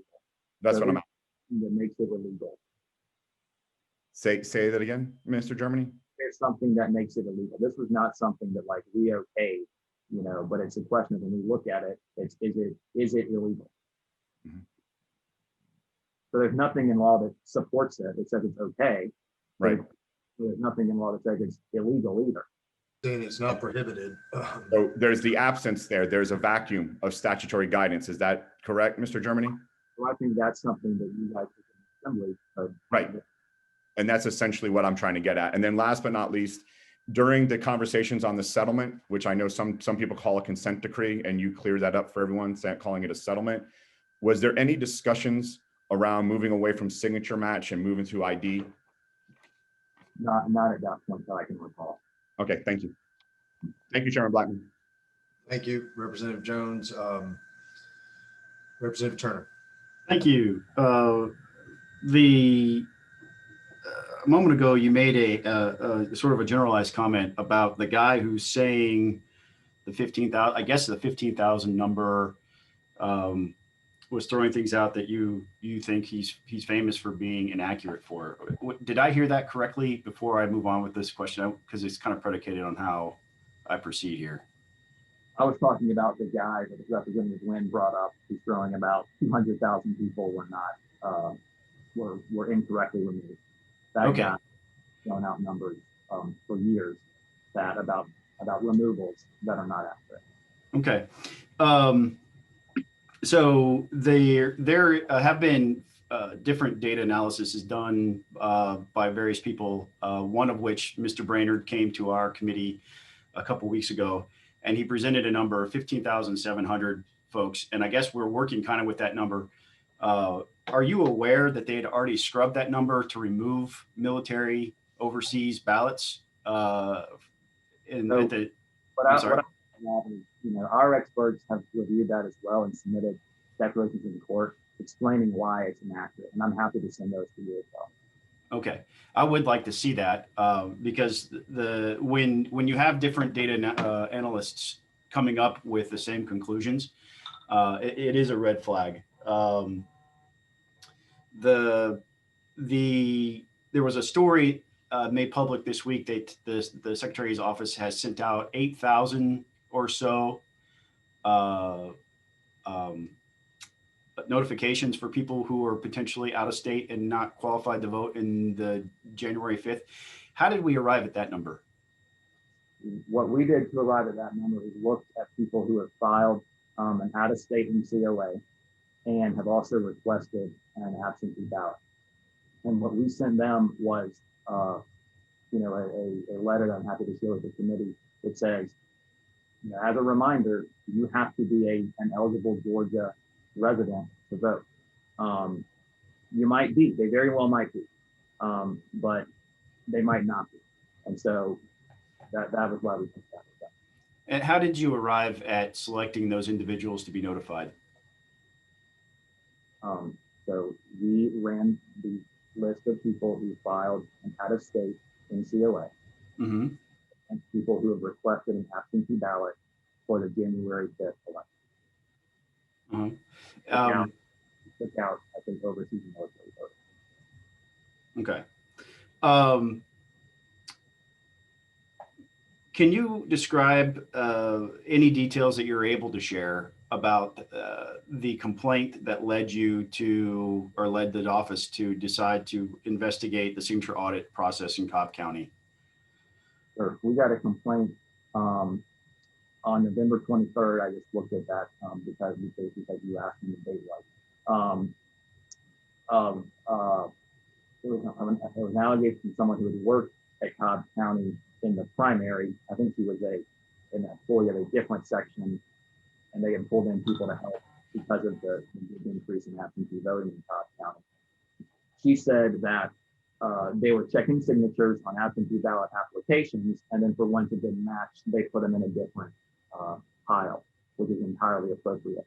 The problem was when she said, but later in the day, our supervisor told us just to process that pile of non-match signatures as well. So that was the thing. I think we had opened an investigation on that on the same day that we received the complaint. Our investigation, we reached out to Cobb County, see, okay, what can you tell us about this? We identified the supervisor who was alleged to have done that. Got a statement from him, and then we'll also speak to the complainant. I'm not sure if he's done that yet at this point. But that's part of the investigation. That's the investigation that led us to conduct the signature audit in Cobb County. And you mentioned that the complaint for that was received on November 23rd.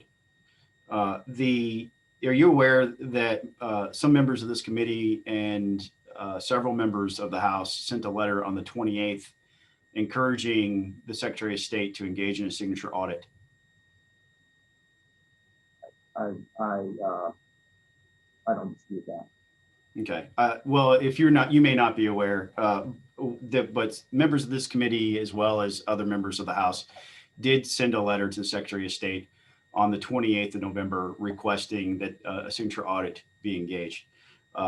For members of the committee and for the members of the public, I never received a written response. I did receive a verbal response acknowledging receipt of the letter, along with a verbal explanation that the Secretary of State's office did not have authority to do the signature audit.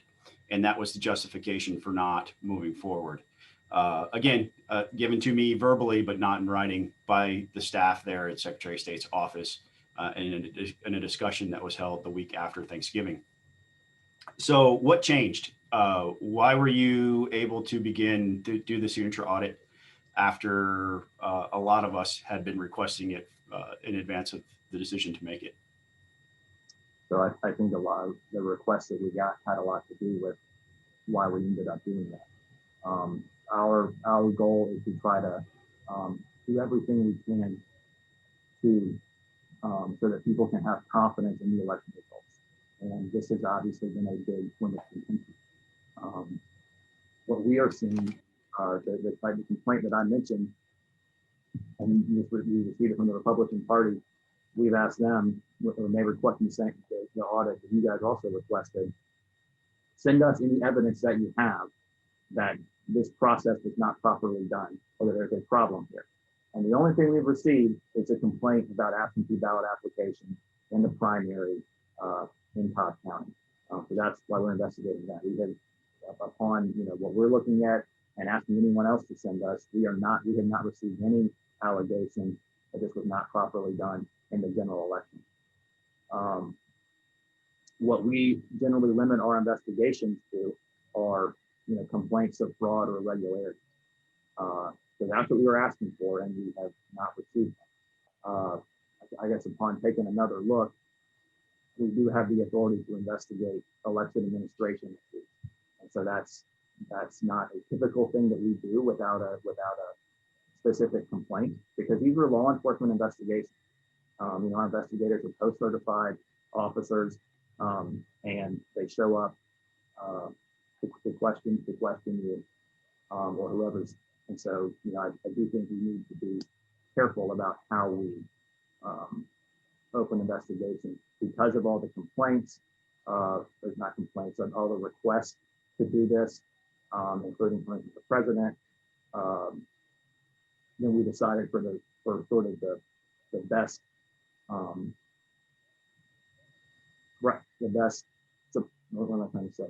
We want to provide everybody the most confidence that they can have in the election results. And so that's why we're doing it. Thank you. I actually appreciate that it's being done. I think it's necessary because every part of this election should be verified. and also areas of improvement be identified. And I think it'll go a long way for that. So I commend the office for deciding to do it. And I know it's going to be a tedious process. And a lot of people think it's a silver bullet that will allow us to try to change the results of this election. And that's not it at all. What it will do is allow us to identify if it's working. And if it's not working, then the legislature has an obligation to act. I believe in that. Thank you for moving forward with it. If there is in your bullet points as you develop those, or if you could add, if there are areas in legislation that need to be improved to strengthen the ability to perform that aspect of verification, I would ask that you make those recommendations for the legislature to take action on.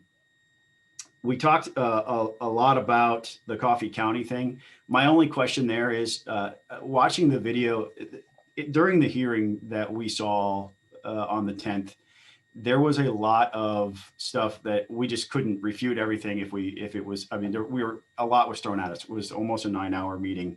And watching the video from Coffee County about the adjudication process, which was alarming for a lot of people.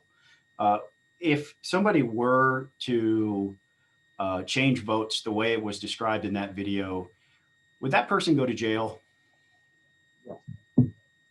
That person would be breaking the law as it's written, and they would be going to jail if they tried to do that. And because we have paper ballots, the paper would tell the story later on if they did try to software change those ballots. Is that correct? Right. And the audit logs in the system would show when and what happened. So that person, I think, would be caught. And I would certainly, support prosecution of that person. Changing gears again, and I'm sorry, we have a lot of different questions. And Chairman, again, as my caveat, if you need to interrupt me, go ahead. But I have a question around Fulton County and the chain of custody paperwork. There have been public reports made that Fulton County will not provide chain of custody paperwork until sometime in January. Can you speak to that? I cannot speak to that. Okay. Does anybody in your office have any insight that they can offer to the committee regarding that decision by Fulton County? We can follow up with Fulton and see what the issue is. My guess is it has to do with, because I know we're under the same sort of onslaught of open records requests. And, frankly, it's just, that's kind of where we are as well in terms of trying to provide records to everyone based on kind of the order in which they were received. Okay, because that is a concern because I believe what we have established here as a common goal is confidence in the election and results, and transparency is definitely a part of what builds that confidence. So I would like to have something from the office describing the condition of that request for the chain of custody paperwork, so that people can see it for themselves and draw their own conclusions. You had mentioned. Can I jump in real quick? Absolutely. Yeah, I know you've probably got a number of questions. I just want to try to get to everybody. Yeah, sure. We can. So anything you can do to kind of speed them up or kind of close, come to a close, I would appreciate it. I'll tell you what, I'll pass the baton and somebody else can take a turn. If there's time later, I'd ask at that point, if at your discretion, Mr. Chairman. Certainly, Representative Turner, be glad to kind of give you some additional time at the end when we get there. Representative Shannon. Thank you, Mr. Chair. I just have 3 questions, but anybody from the Secretary of State's office can answer these 3 questions. But before I have my questions, I just want to make a comment on something that Mr. Germany said earlier today and also in the Senate hearings. You mentioned that complaints about voter fraud and voter suppression are similar, particular in Georgia. That is something that is particularly offensive to folks who there's been a history of voter suppression in this country. I mean, it led to the Voting Rights Act, and for folks who actually lived through the civil rights movement, we know that there's a well-documented history of voter suppression. Whereas voter fraud is mostly a theme that has been pretty much promoted by Republicans that consistently lacks evidence. So I would just encourage you to think about that as you continue to say that in meetings, and hope that you would not. My first question is, we know that the voting by absentee balloting is definitely I think it's a difficult process. There's a lot of hoops you have to jump through. There's a lot of areas where you can get tripped up. And if you don't actually track your ballot in the system, then you easily could not have your vote counted. But you've mentioned, the Secretary of State mentioned that he believes that not having a stated reason that you want to use the absentee balloting process potentially leads to fraud. Just what evidence or what specific proof do you have in Georgia or in any state that not having a stated reason leads to fraud? So I'll answer the first one first. What I was referring to is what we saw after 2018 and what we're seeing after 2020. And I'll just speak for myself, what I saw, because I was in the same place in both of them. We saw people making complaints saying, oh, this happened to me, this was my experience, and that's voter suppression.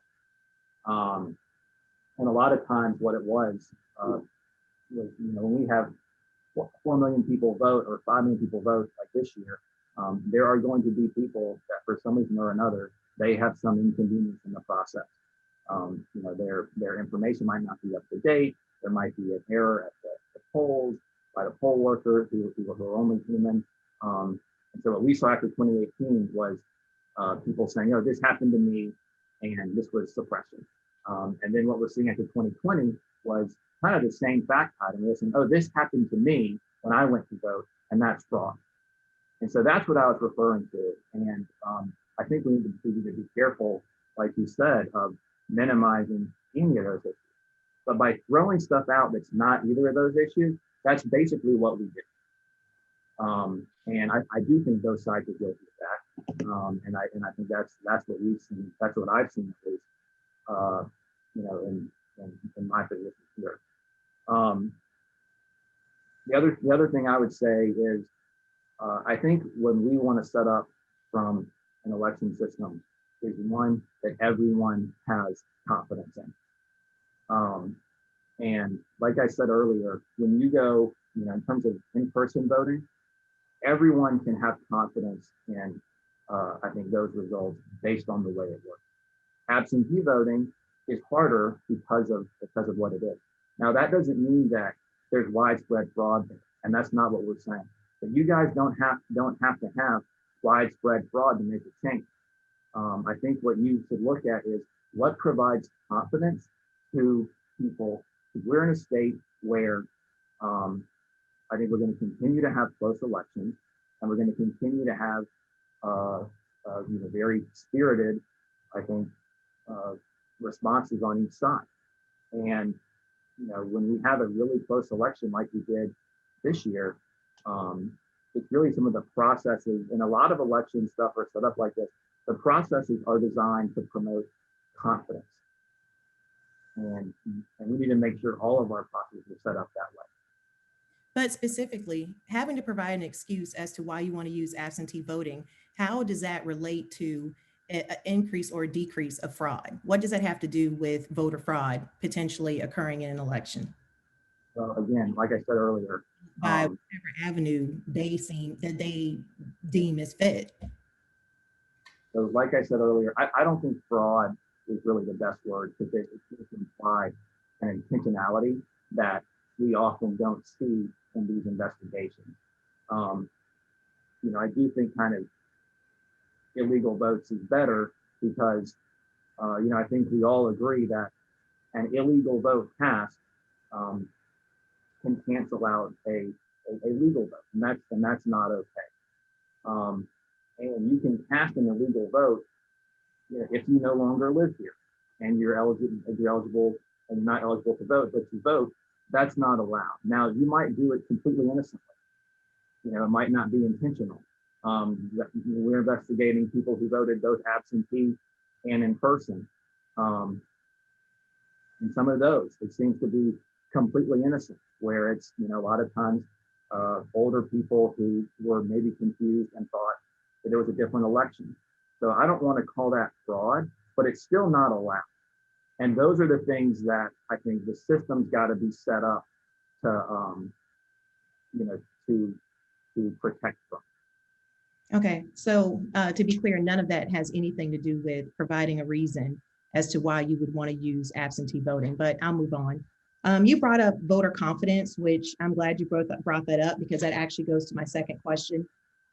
We know that there's no proof that the Dominion voting machines were hacked in the November election, but we did know about the vulnerabilities of these machines before we got them.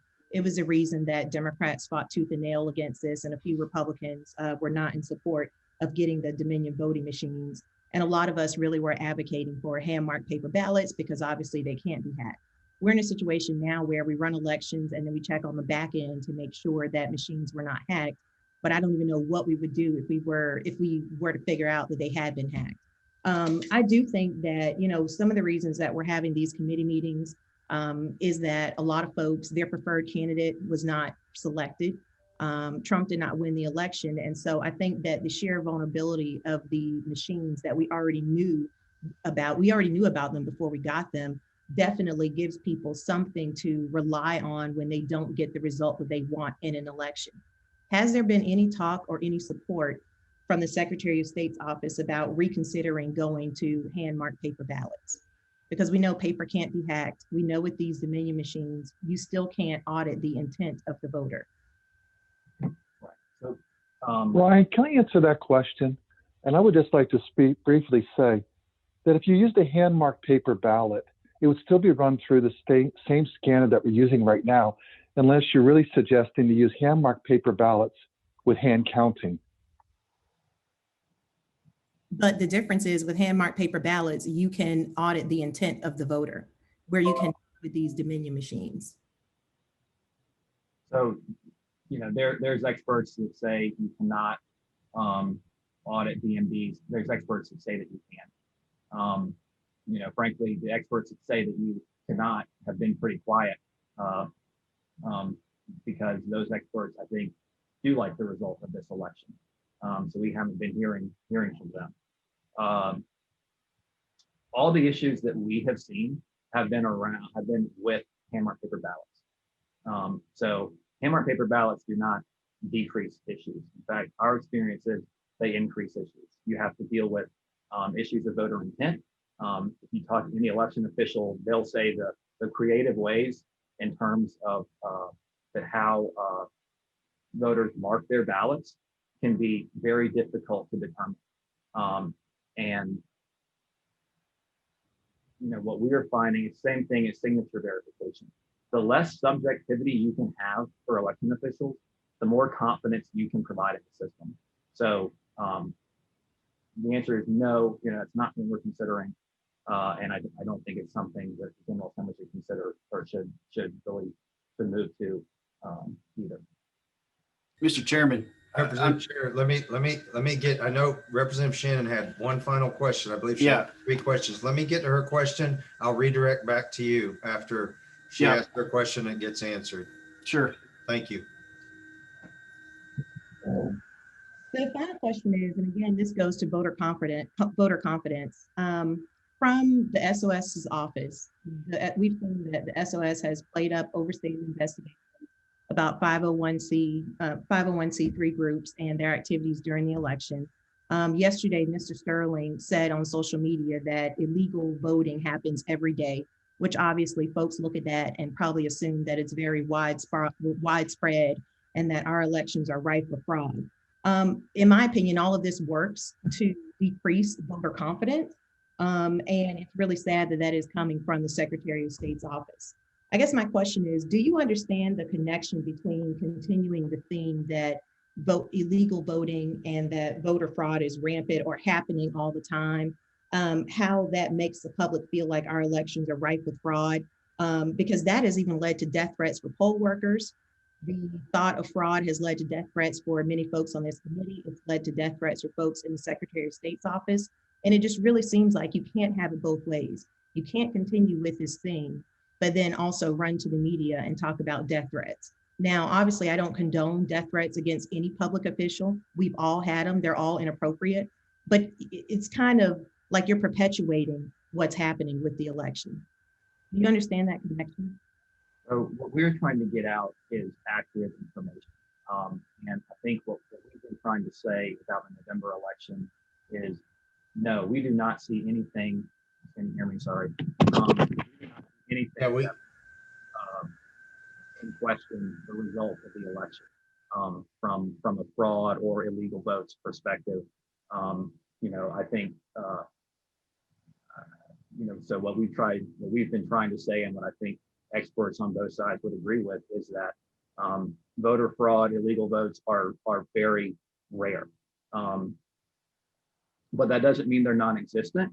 And it doesn't mean that when it does happen, it's not important. I think you're going back to your discussion about voter suppression, an illegal vote suppresses the vote of a legal voter. And so, it's not okay, even if it's, unfortunately, it's not from the protections that we already have in place around our system. It is certainly not widespread. And if it was widespread, we would be seeing things now that we don't see, that we're not seeing. Like, that's how we know, that what we're looking at is, a kind of an amount. I think the point that Gabe was trying to make was, there is no such thing as a perfect election. There's just not. But our election officials in Georgia overall do a great job, and I think they've done that same good work this year under very trying circumstances. Right, and just to close, you're making my point, which is just that there has not been any proof of widespread fraud. We know that. I do not for a second believe, with the way that Republicans have over and over talked about voter fraud and how we need to crack down on it over the years, I don't for a second believe that if there was actual proof of fraud, that you wouldn't jump on it. I mean, I just don't believe that. So that's one of the things that gives me confidence that there was not widespread fraud in this election.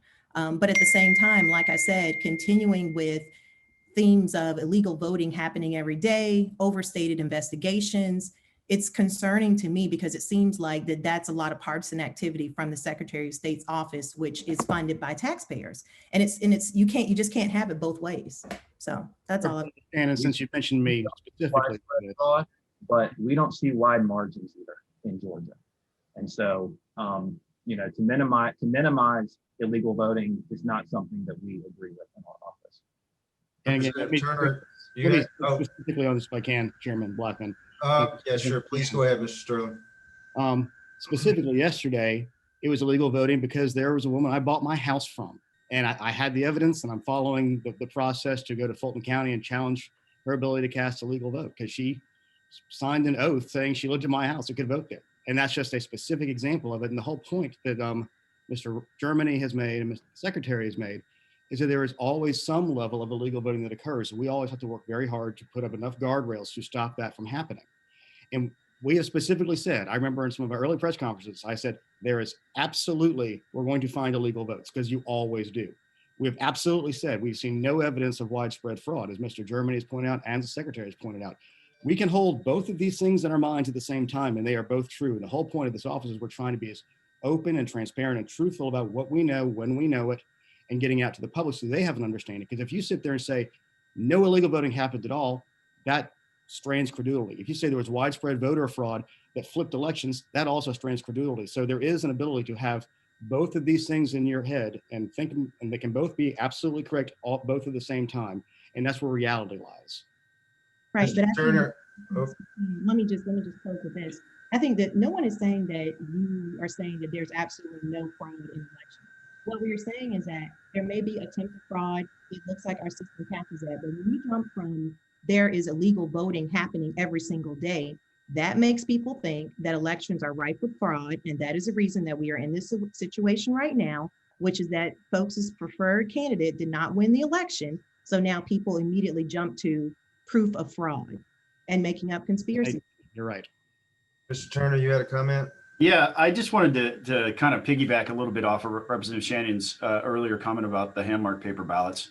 And just to clarify, I don't agree with everything that Representative Shannon has said, but this point is very key.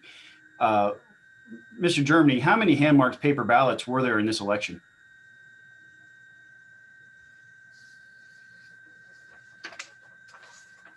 And you're muted, by the way. Right. there was 1.3 million approximately absentee ballots, and then I don't have the exact number of provisional ballots, but probably 10, I would guess in the another 10,000 maybe. It's right at 10,000. So 1.3 million hand-marked paper ballots, and of those 1.3 million hand-marked paper ballots, how many times did we have problems trying to discern the intent of the voter? We would have to, talk to county election officials about that. When that happens, that goes through a vote review panel. Right. I would say that it's not, the vast majority, they're fine. But again, like I said to Ms. Shannon, in Georgia in elections, it can be, there can be a significance in a small amount of ballots. Would you agree with the assertion that, I'm sorry. Turner, no, excuse me. I know that we all have a ton of questions, but okay, after 11 o'clock, we're trying to keep this to 2 hours, and there are still people that have not gotten asked the first question, including myself. So I would like to recognize Representative Knight, who has a special case that he has asked to ask a couple of quick questions regarding, and so we have allowed him to be on the call with us today. Representative Knight, Chairman Knight. Yes, thank you, Mr. Chairman. I appreciate the opportunity to participate and to ask a few questions. First of all, going back to, as you started the meeting, was to get some updates on the specific investigations. As I know and probably several members know, Spalding County's election on November 3rd was, all the way up to the national media of the failure that happened that morning. And then subsequent to that, things that we're seeing are coming out in investigation. So one thing I would like is to see if we could go back and get an update maybe on that investigation, any updates on that investigation. Second of all, I know and I'll defer to the chair on this, but as we were hearing the opening remarks and all, we talked about training and audits and from the GBI. As somebody who used to do audits, all audits are not created equal. I would tell you that I would, if the chair, asked the chair that maybe we request the scope and procedures of the specific audit. I think it's very important as the General Assembly goes forward in this to know, to look at those procedures. Also, you talked about. Can you get us that? Can you get us that, Mr. Germany, Mr. Sterling? You can just thumbs up. Can you get us that, the request? Yeah. Okay, thank you. Have the actual forensic report, and you can probably back figure it from that. We got to make sure there's no security stuff in there if we release it publicly. All right. Representative Knight, please. All right, but also, and also there was training issues there. Talking about that the local elections had been trained. It'd be interesting to see the documentation of what local election supervisors completed that training. And then second of all, Mr. Chair, and again, I'll defer to you, but the copy of the contracts as we go forward to understand the relationship of the contracts and the vendors. But with that, going back to maybe an opportunity for Secretary of State to elaborate on any updates from the Spalding County issues and investigation. If you would, please. Do you have any that you can share with us? Yes. So I know our investigators have been in Spalding County along with GBI.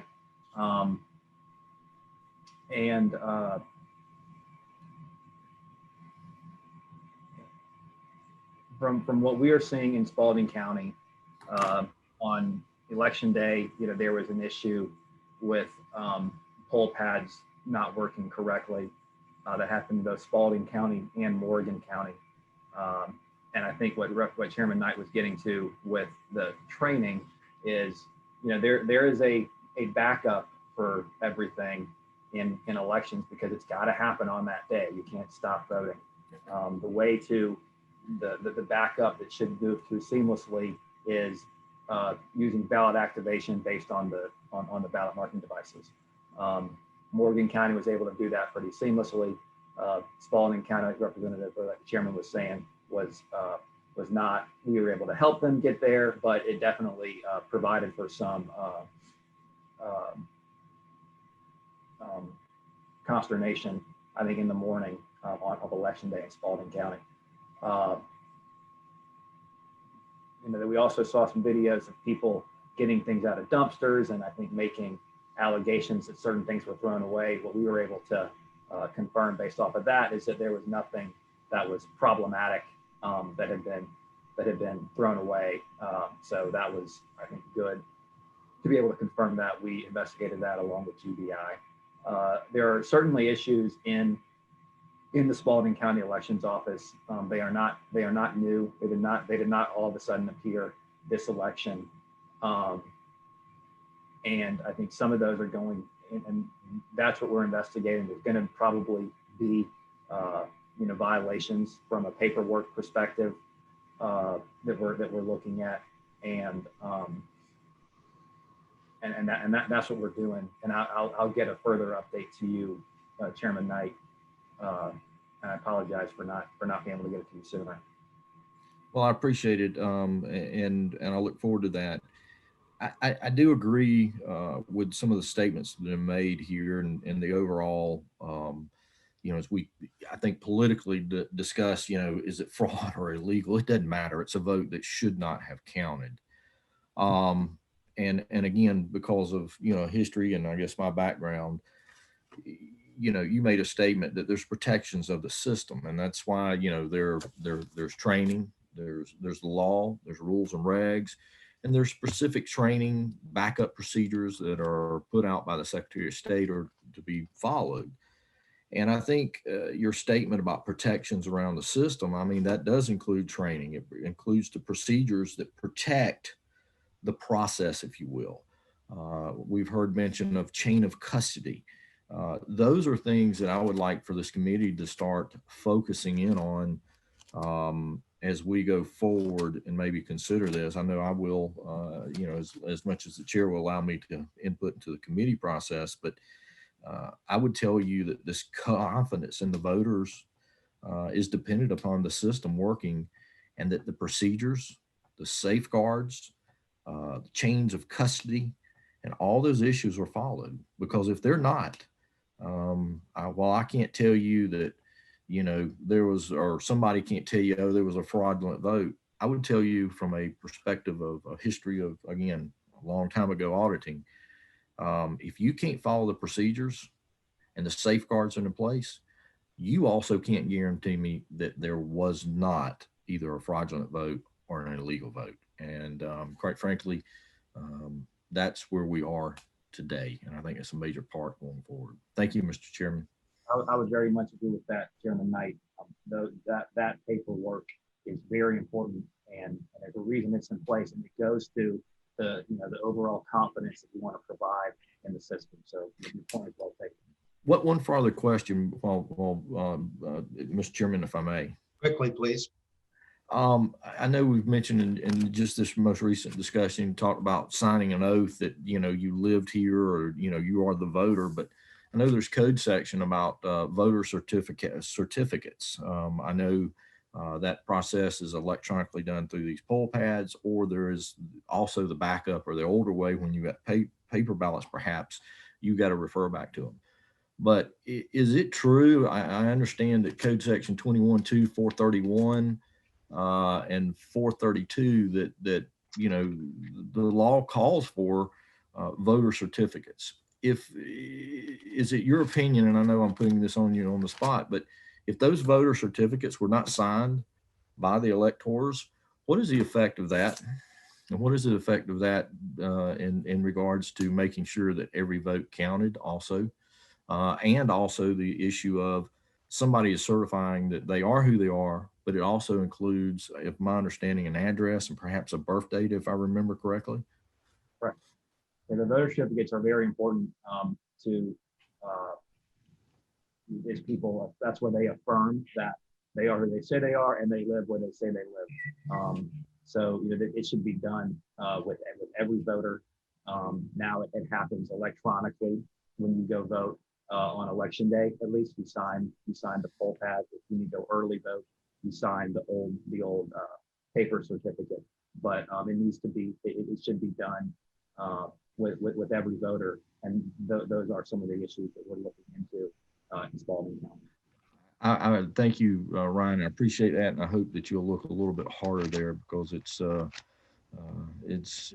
information is popping up from constituents that those were not completed, or in some cases those were not completed. Thank you, Chairman Knight. Representative Burnell. Thank you, Mr. Chairman.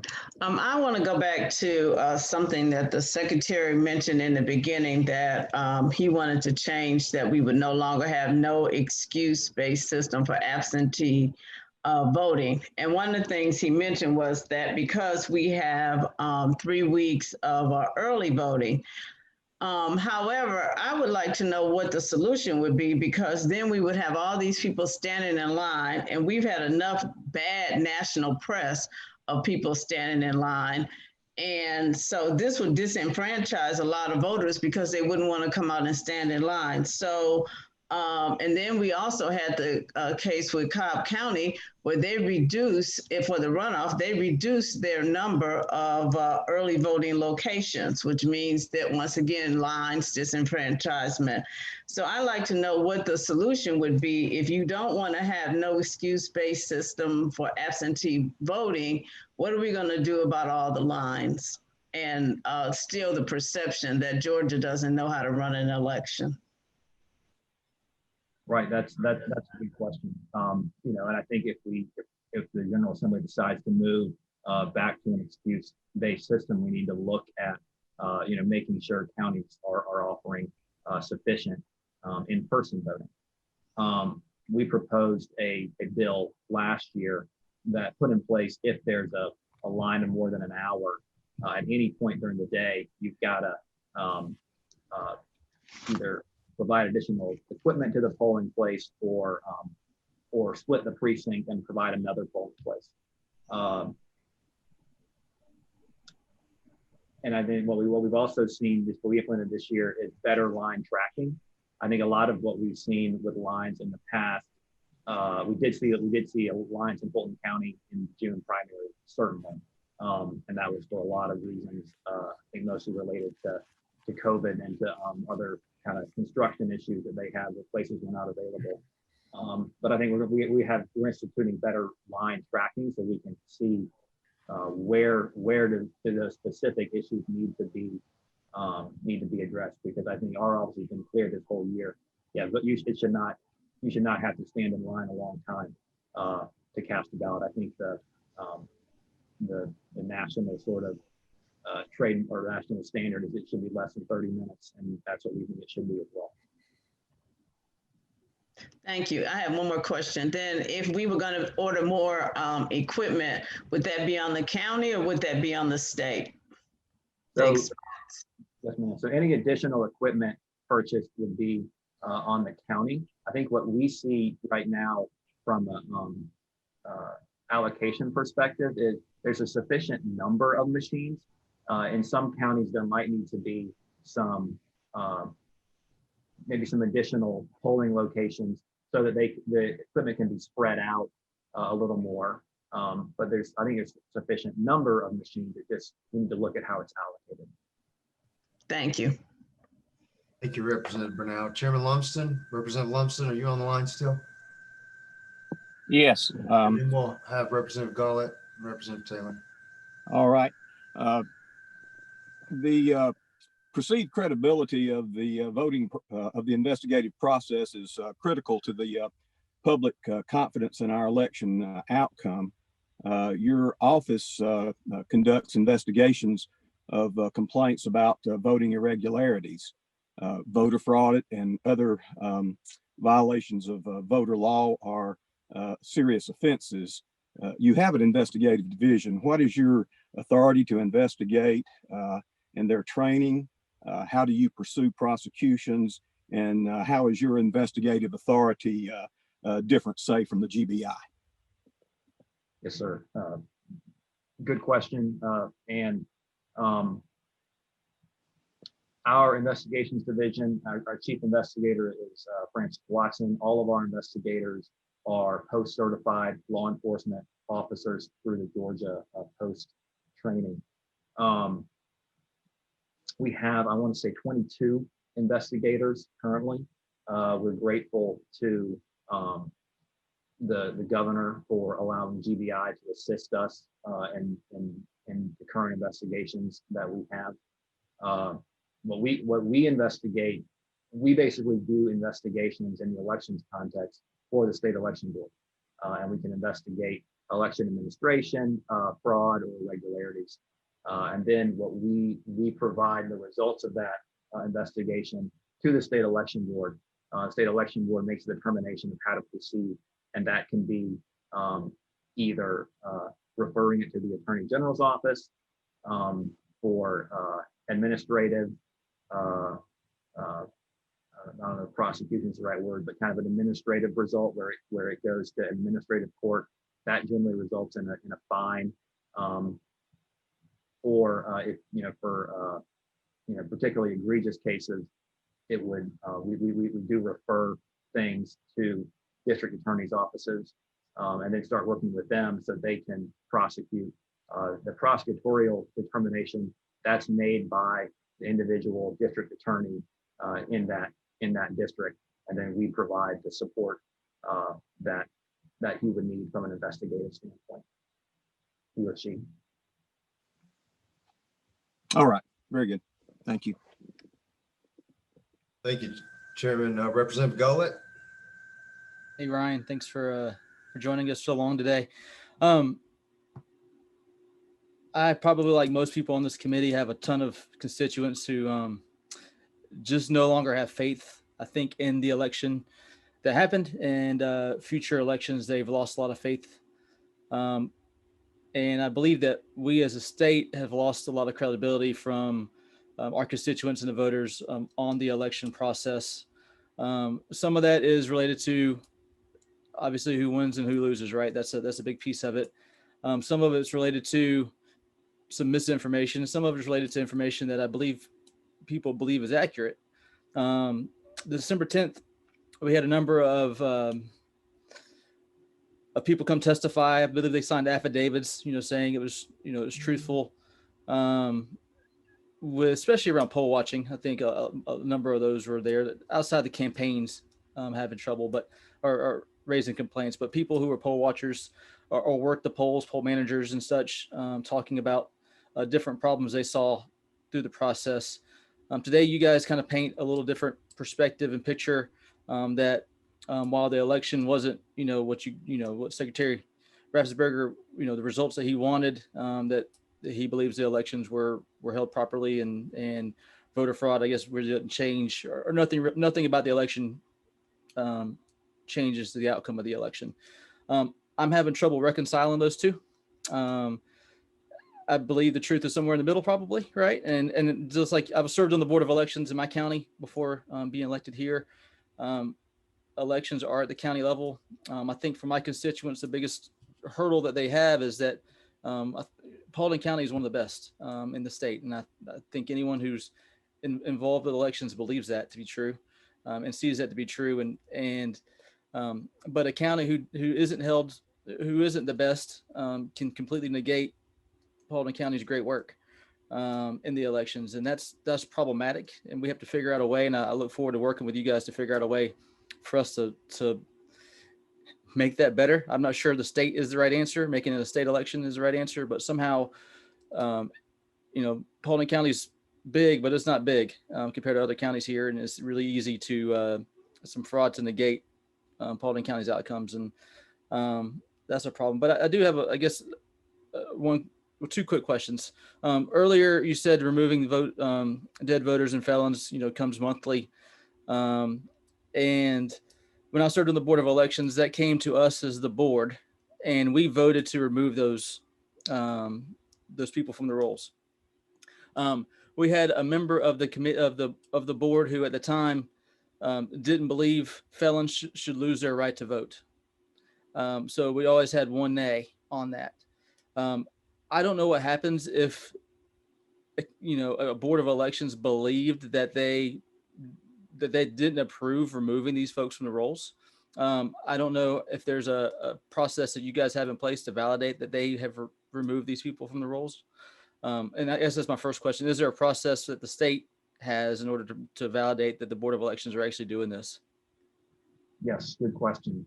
First of all, I would echo your comments about Deirdre Holden and her team in Paulding County. I think they do a great job. The law for removing dead people and felons is a shall, and it says the election superintendent shall do this. What we provide to counties is the matched list, so they can go through and basically, just hit, kind of approve the ones that we've identified who are dead or convicted of felonies who are on the voter rolls.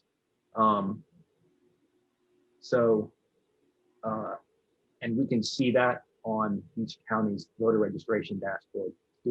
Are they running the processes that we've sent them? And we do keep up with counties on that. If they were not doing it, that would be a violation of the law. And if they persisted in not, what we have seen is sometimes when people get behind, we call and say, "Hey, you're not running this process," and they say, "Oh yeah, let me get to it." We have not seen anybody who's just, "No, I'm not going to do it." I mean, I think as you understood, kind of, and still do, of course, on the, and that's the position we're in too. That we follow laws that we disagree with all the time. That's, it's when you guys pass a law that takes the discretion away from us. And federal law, of course, it's the same thing. So we don't see people not doing it, but we do, and we would be watching for that. My final question, and I appreciate that answer, is I've had a number of people, constituents, actually have submitted open records requests to the office. Secretary of State, they automatically pretty much get a 60-day response back. And I know you guys are inundated with that. I'm not sure if I believe that that's actually fallen under the law, being inundated by giving them a 60-day window. But I'm not a lawyer either. But I don't know how you guys, I think that needs to be fixed from a way that you're definitely inundated, and I sympathize with that wholeheartedly. But I also think we need to improve the process of how do we knock down all those requests. I don't think they're going away, and 2 months is too long in my mind for sunshine on some of these things. So if there's a way for you guys to, figure out a process in place to temporary help or whatever it is to help knock some of these down,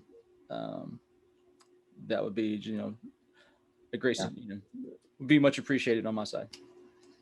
Certainly appreciate the offer of additional resources to appropriations. I got you. All right. No further questions, Mr. Chairman. Thank you for the time. Thank you, Representative Gullett. Representative Taylor, Chair Lady Taylor, and then Representative Williamson. Thank you, Mr. Chairman. Can you hear me? Yes, ma'am. Okay.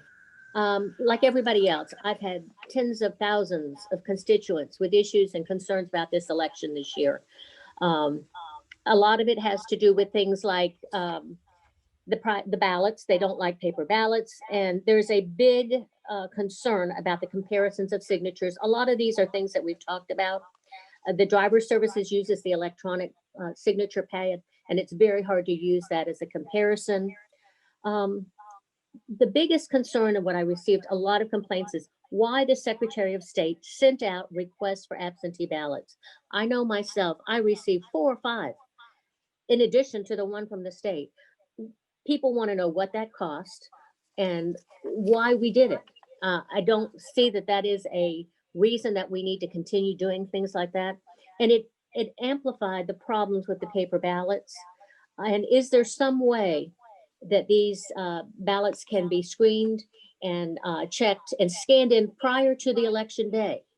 This was another issue that we had with the counting locations. All of this was left until after it was over, and some of our larger areas and counties, and that made it take weeks and weeks to be done. Why can't that be done ahead of time? And if you can give me some of those answers, and then I have one other question. Thank you, Chairwoman. As to your first question about, yes, the Secretary of State's office did decide to send out absentee ballot applications for the primary election only. We did not send out any applications for the general election. The reason we did that was, as you can remember, that was kind of in the crux of COVID, and a lot of counties were having a very difficult time even finding voting locations that would agree to remain voting locations. We also faced lawsuits where people were asking judges to order us to send out not applications, but actual ballots to everybody. And that did happen in a lot of states where people were ordered to send out actual ballots. So, we sent out applications really for two reasons. One, to make sure that in the kind of crux of the COVID crisis, people could vote. And two, to make sure we protected Georgia's double signature verification process. If you send out ballots to everybody, you've gotten rid of an important protection that we have, which is in Georgia, signatures on absentee ballot applications have to be matched before the voter can even get a ballot. And so we wanted to make sure that was done, and that protection was not overridden. In the general, we did not send out any applications to anybody. A lot of third-party groups did, as you mentioned. I think I got the same amount that you talked about for the general election. That's something that I think is problematic because it goes to what we were talking about with some of these third-party groups, where from what we're seeing so far in our investigations, they're not exercising a lot of responsibility in terms of making sure that people are still eligible to vote. For instance, when we send out applications, you can choose to run, to send them to, if the person has a new address. And we said, no, send them to the address on file. And if it comes back to us, then the county runs the return mail process like they normally do. Third-party groups are, trying to locate those people wherever they may be. And our position was, if you're not where you said you were, then you don't get this application. So I think we were able to do it responsibly, and to make sure that initial signature match protection remained in place. For the general election, we put in place, with the backing of the State Election Board, an absentee ballot portal that introduced the concept of a photo ID to requesting an absentee ballot. And I think what we've seen is that not only is it not more difficult, in the same way that photo ID at the polls has not really, turned out to be a barrier. We've seen that people prefer it. Our online absentee portal requires your first name, last name, date of birth, and driver's license number to match before you're allowed to request a ballot. And I think that's even a better verification than a signature, because I don't even know my driver's license number. I have to look it up every time, or pull out my wallet and look at it every time. So that's what we did. And you asked another question that I forgot, Chairwoman. Well, it really, I don't want to prolong it because we've talked about this and beat this horse till it can't go anymore. But in closing, I think the security of the counting locations, I get it. This is a problem. We need to have 24/7 security there, better chain of custody. And I guess I'll just close with the perception becomes reality. And with our elections, this has caused a lot of lack of confidence in our election process. It's laid it on your doorstep, whether you want it or not. That's where it is. And we can look at this, and in reality, a lot of this is a local issue. I don't know how much control you have over locals, but I think you need to have more oversight on them, and the public puts it on you. So I would suggest strongly that you see that there is more security, and know that the people are watching. The people of Georgia, half of the state is not happy. So I think you realize that, and I would just ask you to please see that the security is there and know that we're here. We want to help and make these better. Thank you. Chairwoman Taylor, Chairman Black, if I can go into that second question she had, was discussing the early scanning of our ballots. And I believe Mr. Germany, the SEB passed a rule that allowed for it for 2 weeks for the general, but we've now changed that. If you want to go over that real quick. Yes, that's right. Reminded me of your question. We did allow a rule for early scanning, but not tabulating of absentee ballots to try to deal with the issue that that you highlighted, Chairwoman. And some counties did better than others. I think what we did see in Georgia is frankly, they counted ballots significantly faster than most other states. We had a very, very close election. So the amount, even the small amount of outstanding ballots was problematic. But, we've tried to get across to counties that, hey, if you are counting them days later, people think that means the ballot came in days later. That's not the case, but it's kind of an understandable jump from from public who's just interested in this. And so we want them to, say you've got to be keeping up with this as much as possible. For the January election, the state election board passed an emergency regulation, slightly changing the early scanning to go from for the last week, you have to do it.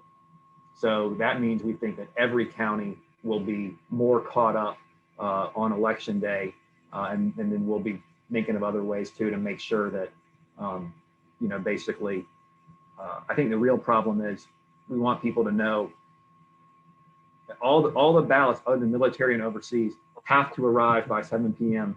on election night. And so the county should be able to put out, a good number of, okay, here's the universe of outstanding ballots for us. And we'll be working with counties to better get that across for the January 5th election. Thank you, Mr. Germany. Representative Williamson.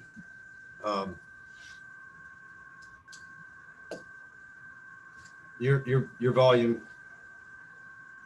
Thank you, Mr. Chairman. And I appreciate the opportunity to ask a couple of questions. I'm trying to get to my questions. I guess my question is at this late date, and people seem to forget we've got a citizen legislature here, and many of us are at work and carving out time to take up this extremely important subject. My question is going to be directed to the Secretary himself. Is Secretary Raffensperger on the phone? Yes.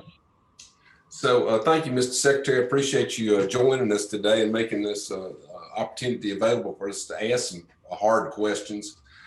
Just sort of in the same vein as Representative Taylor, we all represent different types of constituencies across this state.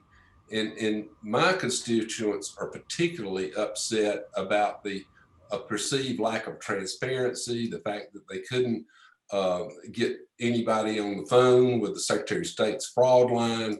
And just sort of fast forwarding is I have not heard any testimony today about answering some of the legitimate questions that folks have had about, frankly, what went on in Fulton County. Fulton County, as we all know, we've already discussed it in detail, that this is a county-run system throughout the state. But for over 20 years, in particular, Fulton County has never seemed to get their elections right. As recently as this past June, there was an AJC headline that read, virus, lack of preparation lead to Fulton County election disaster. So 20 years ago, I was searching for it. There was an article in the AJC where Representative John Lewis was saying it was a disaster, hours in line. 20 years ago, Fulton County was running their elections. Fast forward to this year, they're still running their elections.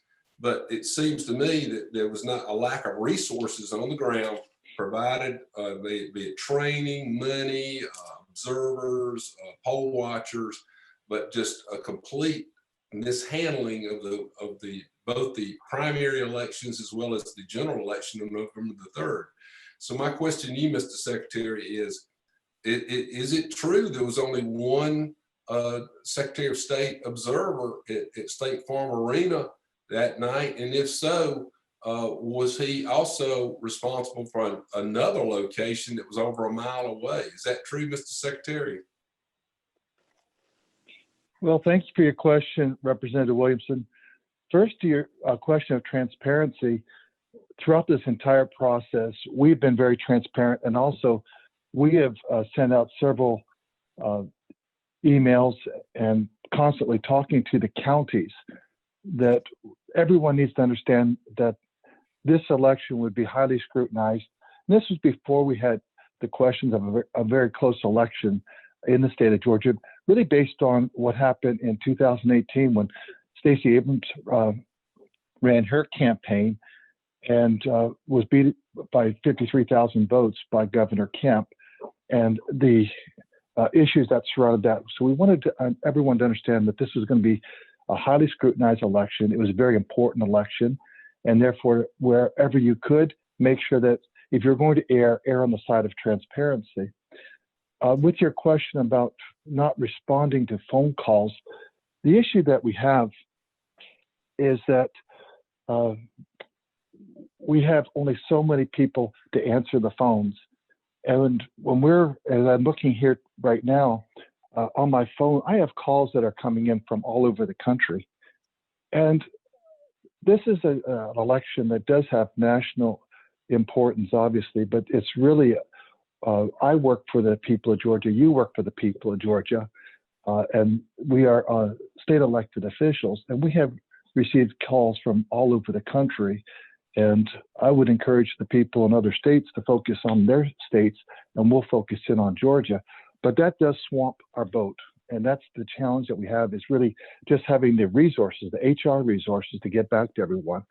Also, though, that I would encourage everyone in your county, Walton County, if people have questions, counties run the elections, to call them.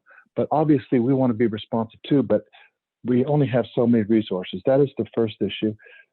You also talked about Fulton County, and to your point, there was actually, you talked about 20 years, it's actually been 26 years. So for 26 years, Fulton County has been allowed to sit here and fester. And I'm the first Secretary of State that's actually done two things. One is we were allowed, we got a consent decree with Fulton County that put an observer in there based on the election that they ran in the middle of the year at the primary. If you go back to the AJC in 1994, they were talking about Fulton County.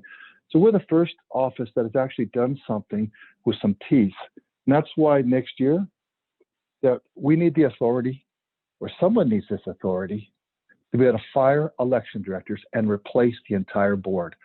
I don't need the authority to hire. I need the authority to fire. And then they can go out and hire their own new people. And if they're incompetent, then I'll fire that next bunch. And I'll keep on firing until they get it right. And that's what you would do with anyone in corporate America. In fact, Florida has cleaned up some of their problem counties with that exact same way of doing things, is that they replaced boards, they replaced election officials, and those two counties that they had issues with aren't problems anymore. So we fully hear you because we live it. And I know that every elected official in the state of Georgia is hearing from their people also. So my question the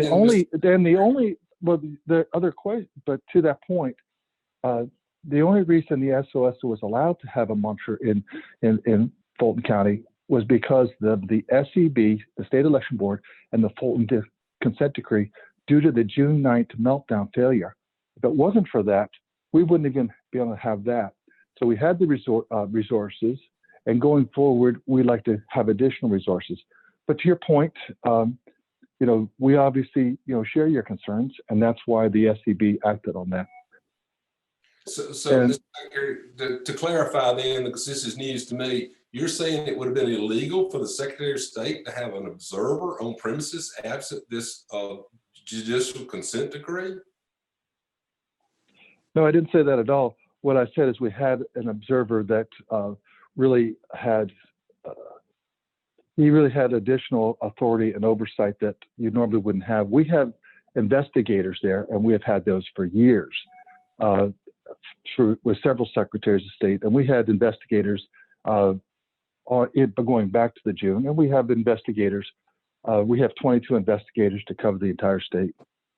Well, then in the same vein, because the number one question I get is, what's going to be different if there was chain of custody issues, if there was security tag issues, if there was observer issues from distancing and training and resources? What's changing for this upcoming election that we could have more assurance that that the procedures and processes that I think Representative Knight kind of described real well from his CPA background, what assurances do we have that we have these systems in place that will run more efficiently for this election? Well, let Gabriel and Ryan answer that, because they're been working on those specific concerns that you just raised. Mr. Secretary, respectfully, I'd love to hear your point as the elected official in charge of all this.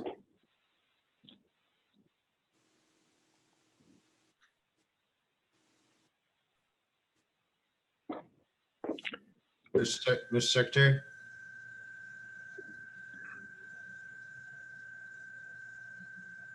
Can you address that? One of the issues that we have right now is we have an awful lot of ongoing litigation and investigations, and I believe it'd be best if our corporate counsel would answer those questions. Hi, Germany. I'm happy to address that. So yes, the point the Secretary was making, that we took specific action after the June primary to put in place additional oversight into Fulton County. We asked the General Assembly in the session for authority to, similar to what you guys have done for school boards when they're consistently failing to have the state election board step in and replace that board. That did not pass. So failing that, we did the resources and the procedures that we could use through the state election board to put in place additional oversight into Fulton County prior to the November election. And I think what you'll see through that is the amount of issues that Fulton County had from the primary to the November election was significantly decreased. And I think it made for a much overall much better election than we would have had we not taken those additional steps. I think if we had additional authority, we'd be happy to use that as well to step into Fulton. The problems that you mentioned, Representative, especially in Fulton, have been longstanding, and it's a consistent issue. I think we did, using the resources available to us, everything possible this year to get as much monitoring in place prior to this year, prior to November, and that monitor is still in place for January. And so we have basically on the ground, basically people in the room there every day to monitor what they're doing. And one more thing, since they have multiple locations, what happens starting election night forward, we always had an investigator or the SCB monitor at both the English Street Warehouse and at State Farm where they're doing the ballot processing. And knowing what's happened since then, our intent is to have an investigator there essentially, or the SCB monitor at one of the two places at all times to keep track of that and make sure that it's all done properly. Now, everything we've seen on video shows that it was, but I understand that people's thoughts on that, and so does the Secretary. So he's instructed us to go down that path to make sure there's somebody who's directly accountable to our office or to the SCB in the room with them during all these processes. Well, respectfully, Mr. Sterling, either or locations, it doesn't make sense to me. I don't understand why you don't have two people at both locations. Well, that's what I'm saying. There will be two people, be either an investigator or the SCV monitor will always be at one of the two locations. We're coordinating those activities. Well, that's fine with me if you have 4 at each location. But to your point, you point out that Representative Knight, Chairman Knight, had issues in Spalding, and our issue is we have 22 investigators, and there's issues that pop up every day. So on election day, we always disperse them around the state. So I think we all agree Fulton needs some focus, but we have to be aware that there's going to be issues that pop up because human beings run elections in other parts, in Chatham, in Thomas, in Brooks. You never know where it's going to be. So we have to use the resources we have in such a way as to instill voter confidence, but execute good election administration at the same time. I hope that helps to quell some of the fears moving forward, because it was decided on that election night that from that point forward, given the questions around that, we were just going to have a body in that room at all times, and we did. Mr. Chairman, I got one more follow-up question. If you don't mind. Yes, sir. And I'll wrap it up. On that is a little lead-in monologue on the whole issues that I thought great job of Representative Jones bringing it up, talking about the machines and whether or not we can literally audit those. I thought, again, Representative Knight with his CPA background touched on the whole audit process. We've talked about Cobb County. We've talked about, I understand the University of Georgia has been hired to do the, and I don't know what we're calling this statewide absentee ballot signature check. But I know that from my business experience, when you're talking about auditing, when you're looking at financial statements, you're looking at either reviewed, compiled, or true audits. And I'm begging the Secretary of State and this General Assembly to look at true forensic audits, to take the ambiguity and doubt about this balloting system. Representative Shannon made a great point about the fact that her colleagues were very suspect about the system that was ultimately chosen by the Secretary of State's office. Now, I want to remind everyone, especially any constituents and citizens that might be watching this, that the General Assembly's intent in House Bill 316 was a system, a methodology, and there was no vendor picked. The vendor was vetted by the appropriate authorities in the purchasing arm of the state of Georgia.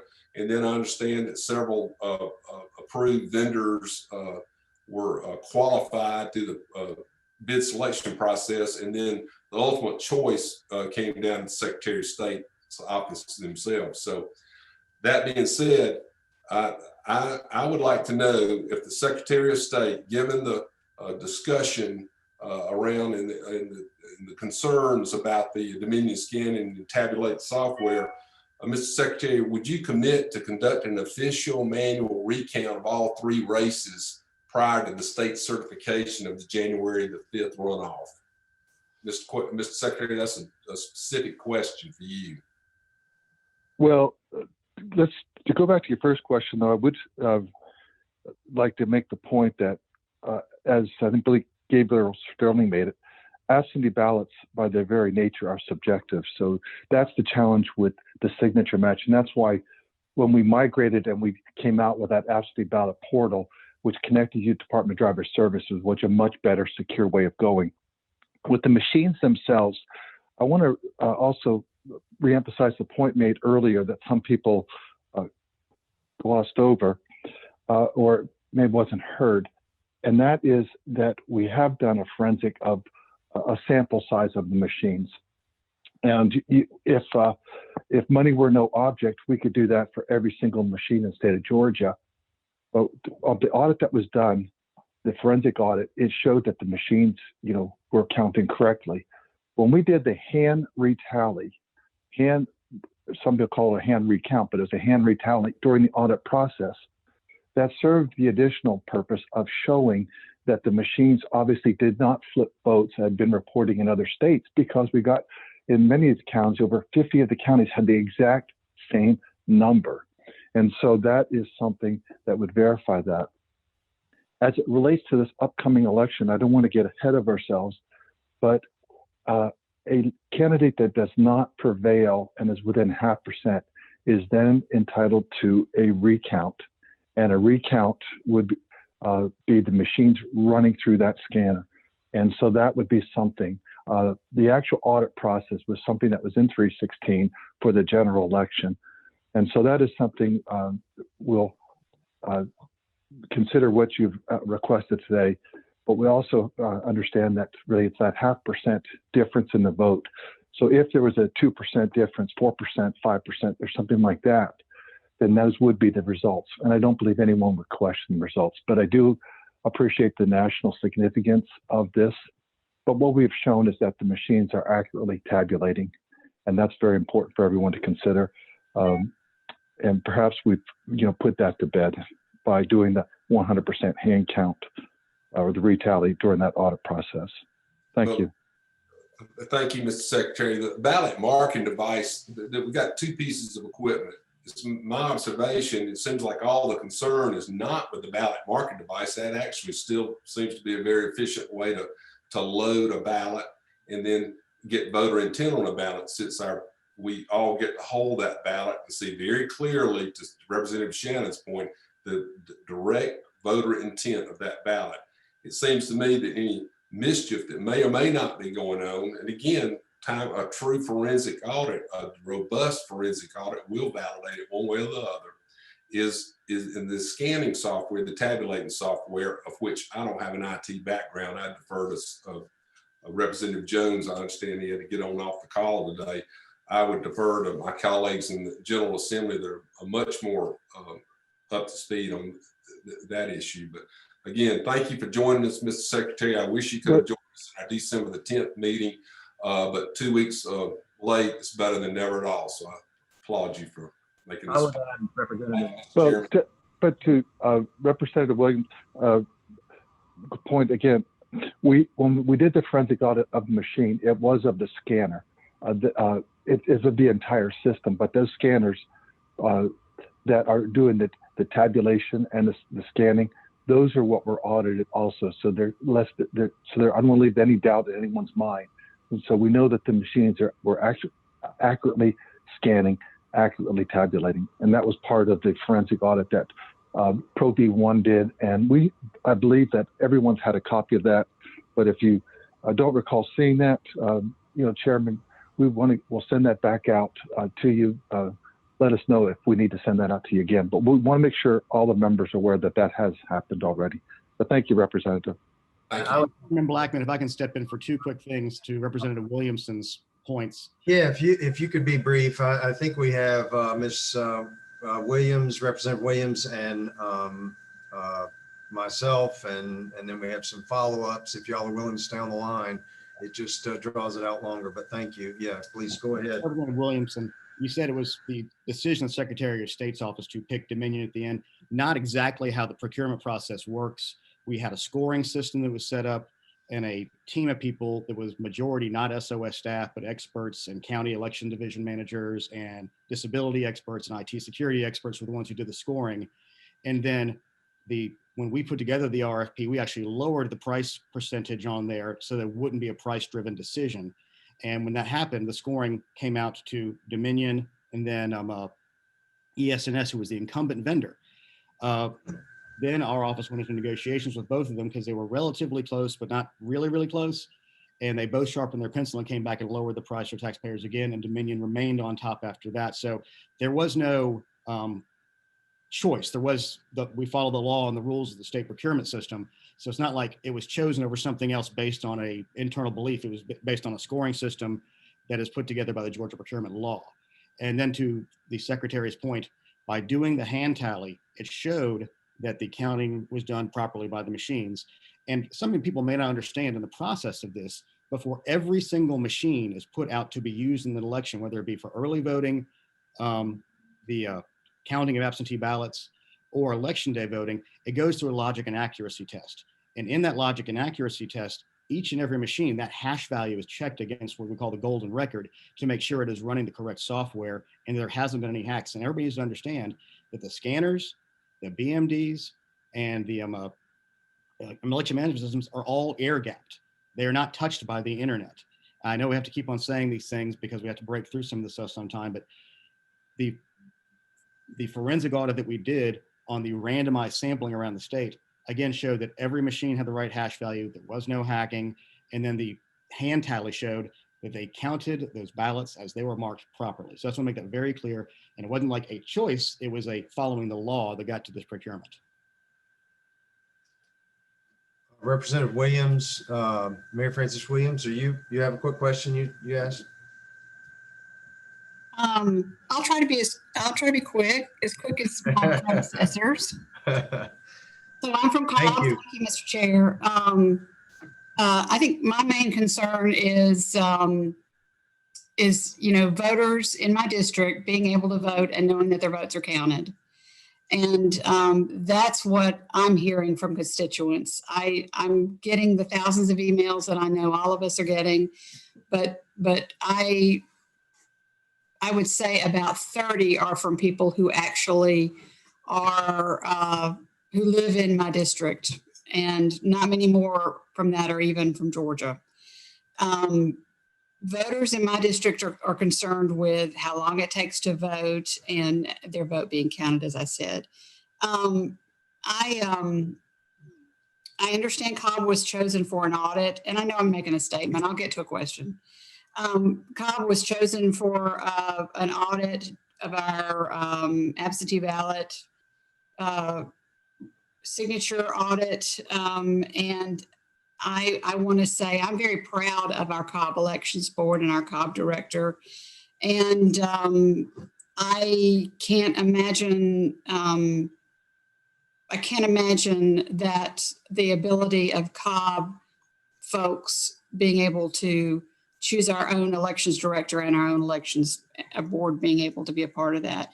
One of my main concerns, there's so much talk during this conversation about getting rid of no excuse absentee voting and starting to require driver's licenses. And I've done a lot of work with aging folks and also the disability community. And my question is, how are you going to be able to make it possible for people who don't need a driver's license and don't have one to be able to vote if you make it dependent on driver's license? And this question has come up before. I think we need to take a hard look at it. And I just would like to know how you intend to handle that so you don't disenfranchise older and disabled voters. I would normally want Ryan to answer that question, but it looks like he's muted and stepped away from his computer. Oh, there he is. Is he back? Ryan? Back. Okay, good. I did catch the last end of the question. Yes, I think you raise a very important point. That's something that we deal with in basically all of the election laws and processes. The fact is, the vast majority of people do have a driver's license or state ID, and we can use that to make things easier and to make work better. You do have to have a process for people that don't. It's the same way that our photo ID law works, where there's other IDs that work, and then you can also get a free voter ID from your county elections office if you don't have any of those things. So I think it would be something similar that's in place. Federal law recognizes the same thing, that requires matching of driver's license numbers, and then if it doesn't match, then other things come into play. So I think that's the way that we would do that. Yeah, it's just kind of hard to get to Cobb Elections from a nursing home. I think that would be a pretty big hurdle for a lot of people.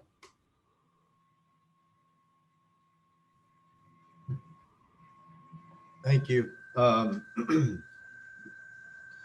know we've got a couple of follow-up questions. I'm going to try to, I've got a number of questions that have been fed to me from other members, from constituents, and I too, like Representative Williams just stated, have gotten thousands and thousands of emails, some constituents, many not, and also a lot of phone calls, hundreds of phone calls, et cetera. So I'll try to go through this as quickly as I can. We are an hour long, but want to try to see if you can get some of these answered. So if you could just send us, Mr. Sterling or Mr. Germany, Secretary, what's different.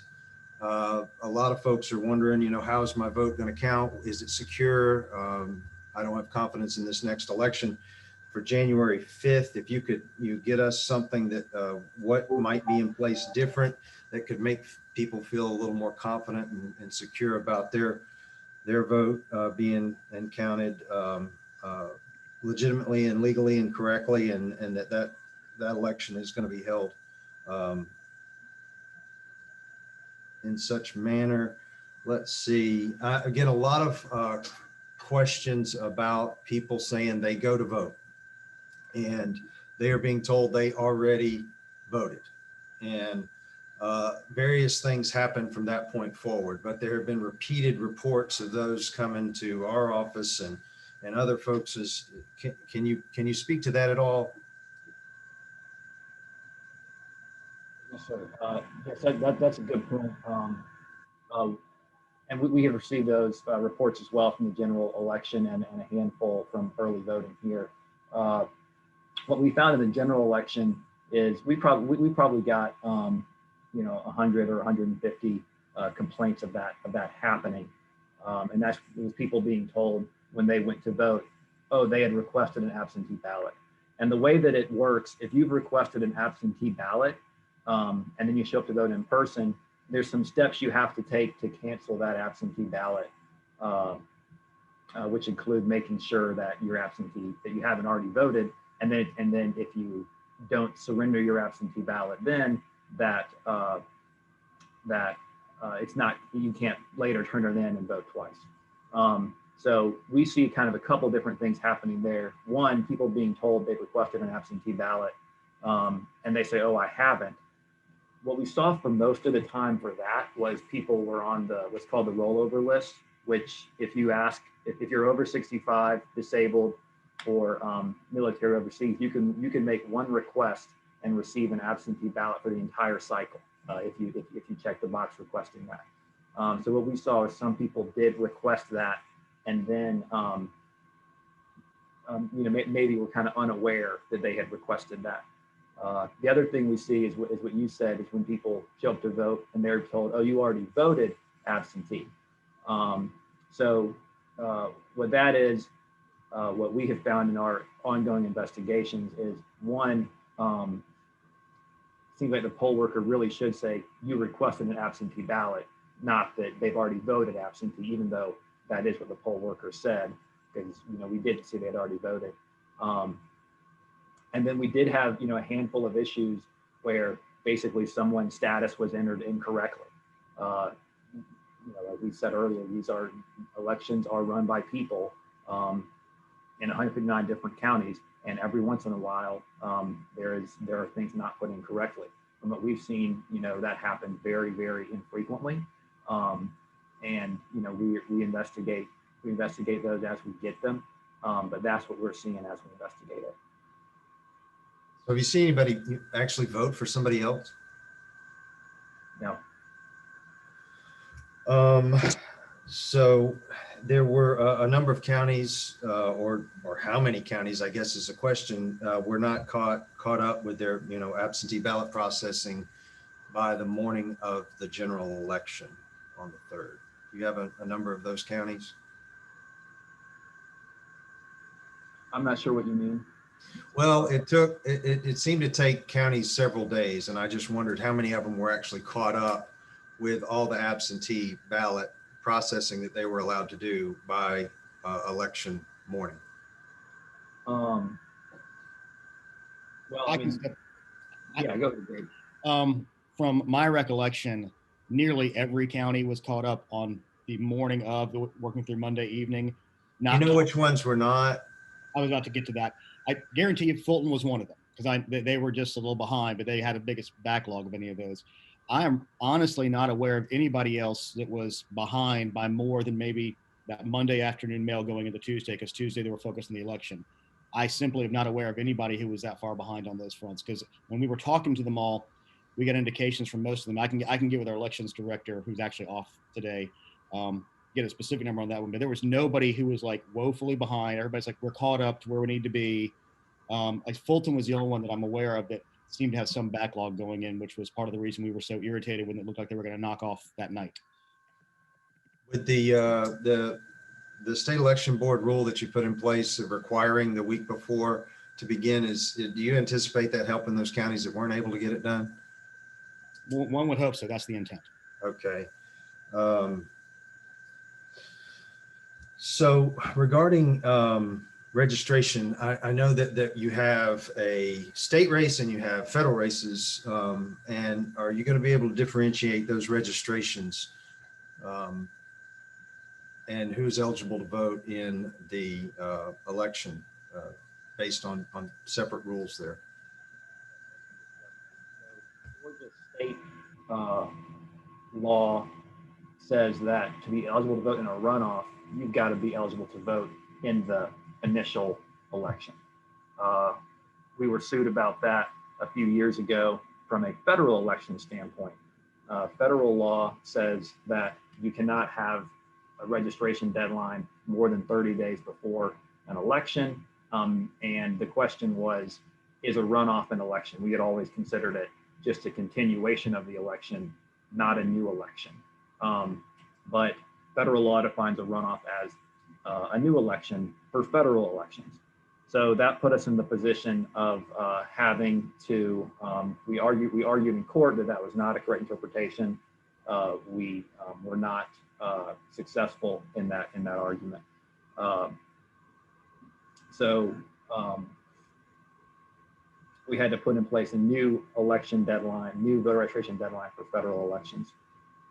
What we found when we put that in place is when elections are on the same day, we're not able systematically to have two different voter registration deadlines. It doesn't work. We tried to do it in 2018, and basically we had a lot of problems in terms of not identifying people correctly.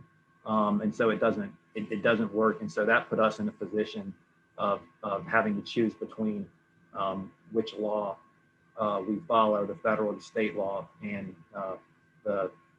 talking with the Attorney General's office, the U.S. Constitution says that federal law always prevails over a conflicting state law, so or even a conflicting state constitution. So we had to basically make that voter registration deadline the same in order to comply with federal law. I would say that's another instance of the Secretary referred to where, federal law kind of comes in and does something that, messes us up, basically. Thank you. Jumping quickly to and I know there are just dozens and dozens of questions that I'm not going to be able to get to here, but just quickly, I can try to ask these quickly if y'all could answer them quickly. The consent decree that's spoken about broadly back from March 6th. What was Gwinnett? I mean, they were sued. I understand. What was their process before? Their process prior to that agreement was similar to what's in the settlement agreement. We spoke with them about what they did before we agreed to anything. What were they sued over? They were sued over signature matching. I guess is my question. What was it before and what was it after? So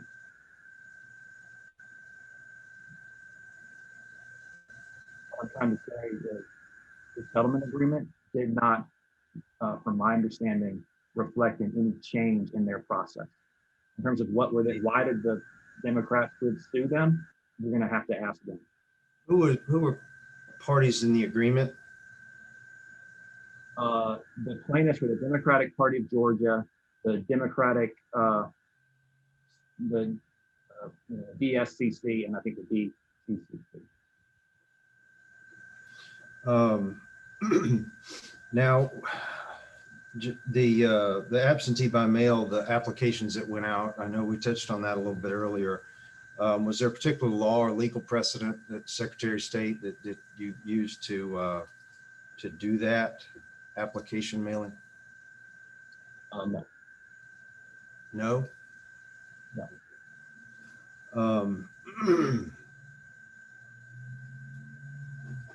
I know there were some other follow-ups. I think I have, generally speaking, tried to touch on some of these as best I can. Let me real quick, Mr. Turner, Representative Turner, I know you wanted to readdress if you could. If you were asking whether or not us sending out absentee ballot applications is authorized by law, I believe that it is. I believe it is something we can do. So, in terms of does the law specifically speak to it, I think the answer is no. Well, I believe it was a noble goal, but we're not a nation of goals, we're a nation of laws. And I just wanted to know where that stood regarding our laws and the state of Georgia. So I think I get your answer, unless you have anything to follow up on with that.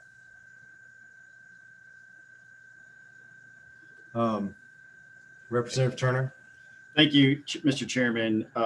Earlier, we were talking about BMDs and voter intent.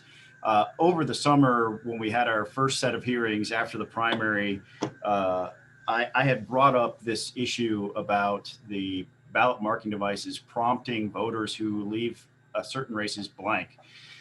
It gives the impression that the voter does in fact have to make a choice in an election. I've gotten reports from several of my own constituents who have pointed out, I thought I had to vote for this particular judge's race, even though I didn't want to, or it wouldn't print my ballot. And I think that's a problem in the software that continues to kind of skew voter intent, and I think it needs to be addressed. And that's not really a question, that's more of a statement. Because when we talk about the fact that there were 1.3 million hand-marked paper ballots, people aren't complaining about those. It's very clear they marked their ballots, and there hasn't been any widespread reports of issues with them. So at the very least, I believe the software needs to be adjusted to deal with that issue. But I do have a question again about the national change of address.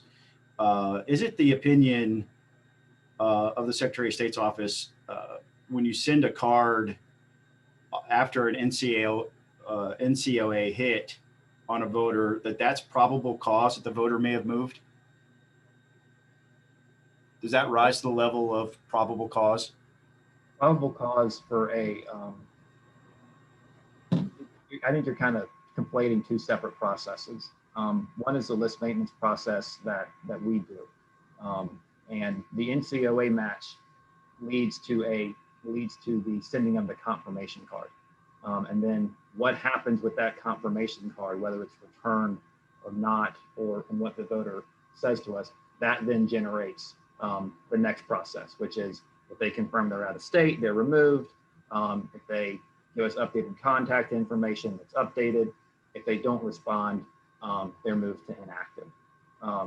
The probable cause determination comes in when in these voter challenges that are happening.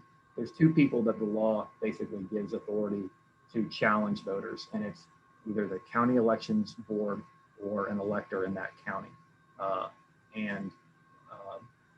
It's not about whether or not it's not about removing them from the list for not living here anymore. That's the process we do. The voter challenge goes to, does this person hold the qualifications to cast a legal vote? And to challenge someone, you've got to show with your submission to the county elections board, and it's a determination made by the county elections board that probable cause exists that they do not hold those qualifications. So, that's up to the county elections board, and that's up to basically what the challenger submits.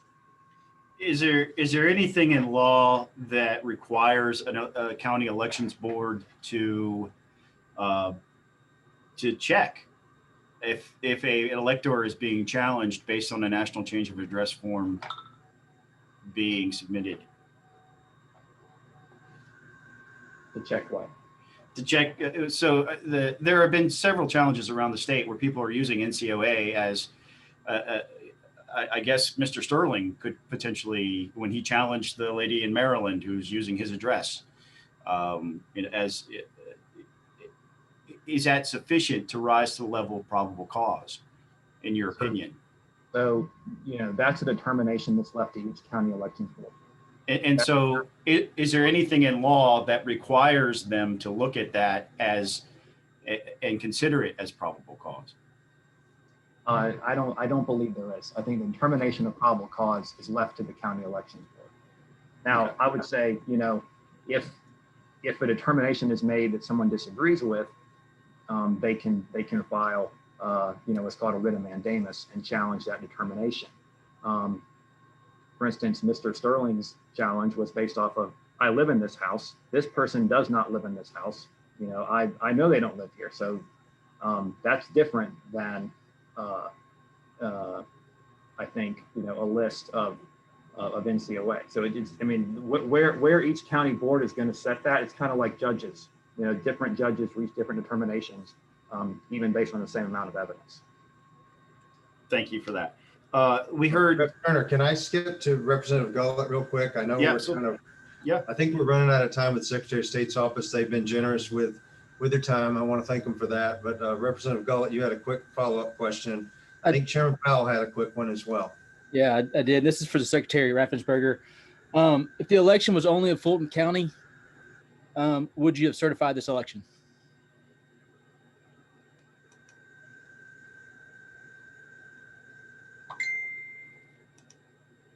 That goes to conjecture. We deal with what we have, and we have 159 counties. Now I would just add, Chairman, this is Ryan. What we are doing when we certify is we are totaling the certified results from each county. Fulton County did certify their results. I think 2 of their board members dissented from that, but their board is a board as a whole, kind of like what you were talking about, and when y'all removed felons in Paulding County. So they certified their results. We, of course, we had a state election board monitor there, what we are looking for is, is there something that we are seeing that basically puts in question these results that are being certified by the county, and it's not saying that everything happened perfectly. Like Representative Knight made the point, there's paperwork that's required, it's important, but if it's not done 100%, that doesn't mean we don't certify an election. It's never meant that before, and it doesn't all of a sudden mean that now.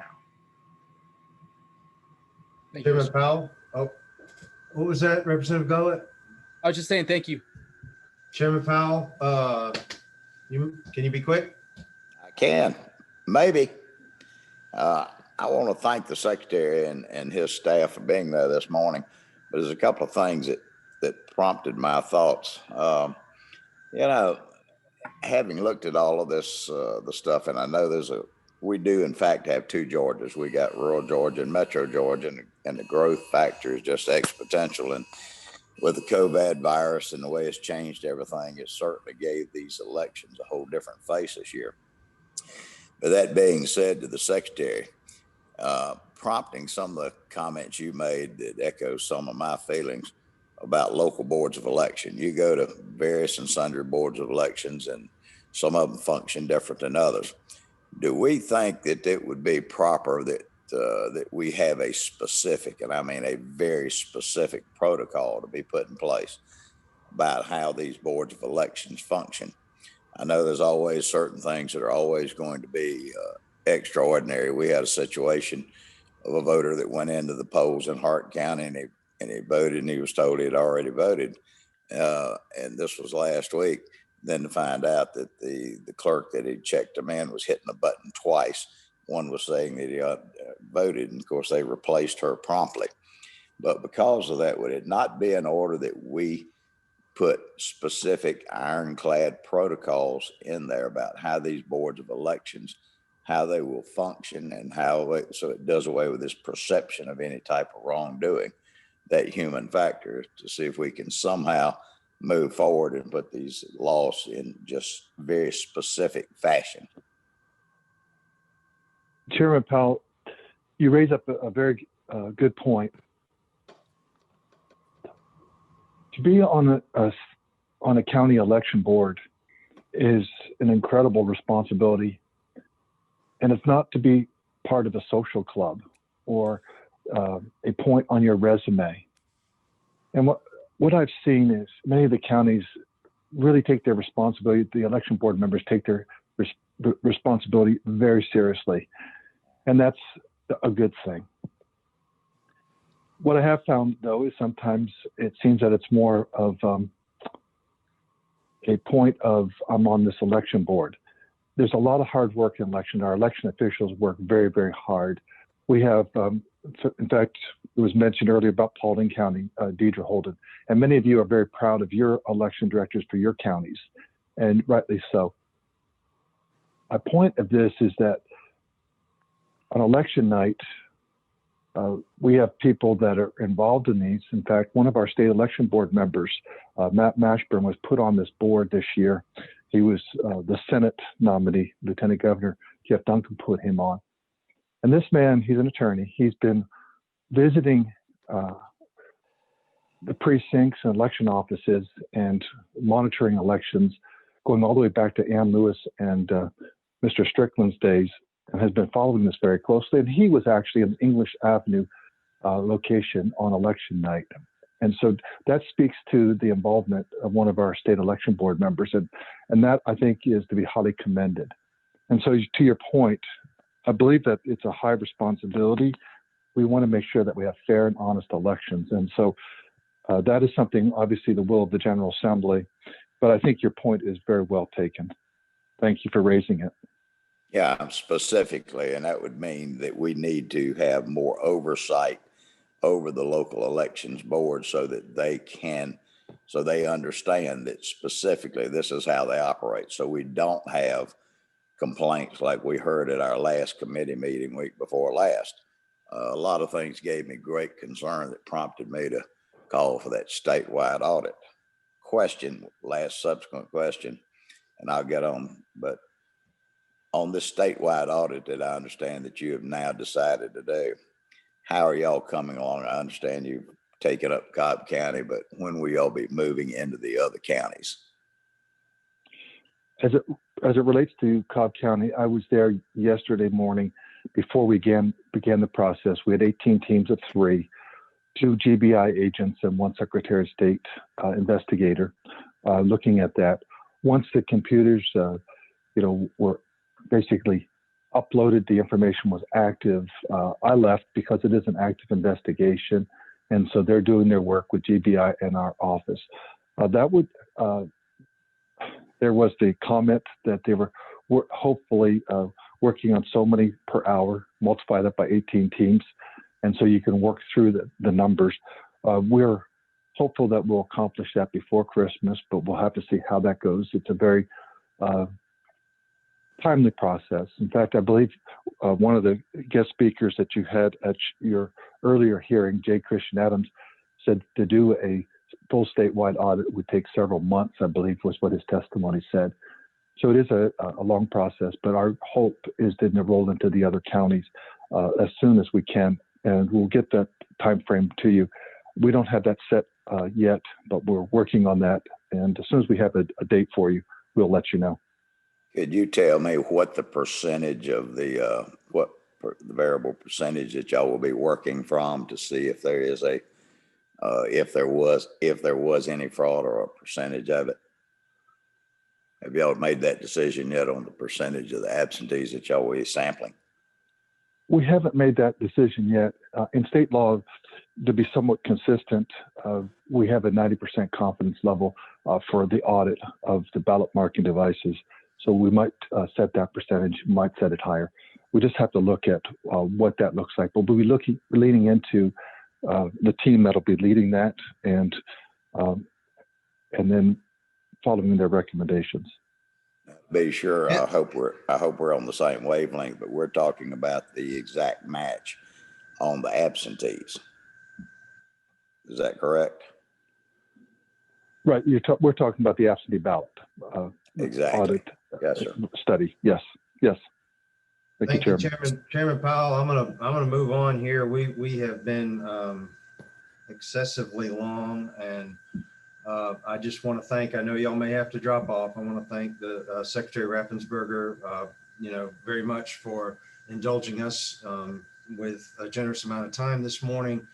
Same with Mr. Germany, Mr. Sterling. Thank you. Merry Christmas to you. If you need to jump off, I'm just going to take a final minute or two with the committee here and just say that 2020 has presented itself a workload, an immense workload for our committee, and y'all have answered the call, and up to including here the day before Christmas Eve. So I just want to extend a special thank you from myself to each and every one of you for your engagement and your participation and what you've done. And I especially want to give a special thank you to two members that should we not have another meeting, in the next couple of weeks, or be able to circle up in the next couple of weeks.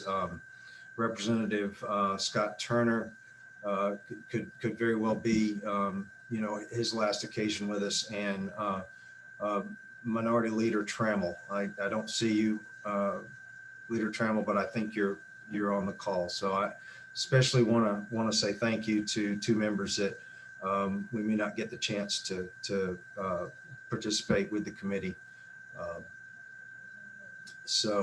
And if y'all have a comment, I would certainly yield. No, I just Merry Christmas. It's been a labor of love in this committee. Elections are not partisan, and the work that we've done, I think, to try to bring a secure, verifiable process is one that it started out with the greatest of intentions, and I think needs to continue to be examined so that we can get it right. I don't think it's nearly as bad as what people have tried to paint it to be. And I have great faith in your work, Mr. Chairman, and members of this committee, moving forward to continue to address the issues, to continue to build confidence in the results of our elections. And it's been a huge honor to be part of it. Thank you, and Merry Christmas. Leader Trammell, Mr. Chairman, I just want to say it's been an honor and privilege to serve on the committee, and I wish everyone and their family a Merry Christmas. Thank you both. Again, if there's nothing for the good of the order, I would thank everybody again, wish you and your families a very Merry Christmas, and I look forward to speaking with you again here soon. With that, we stand adjourned. Thank y'all.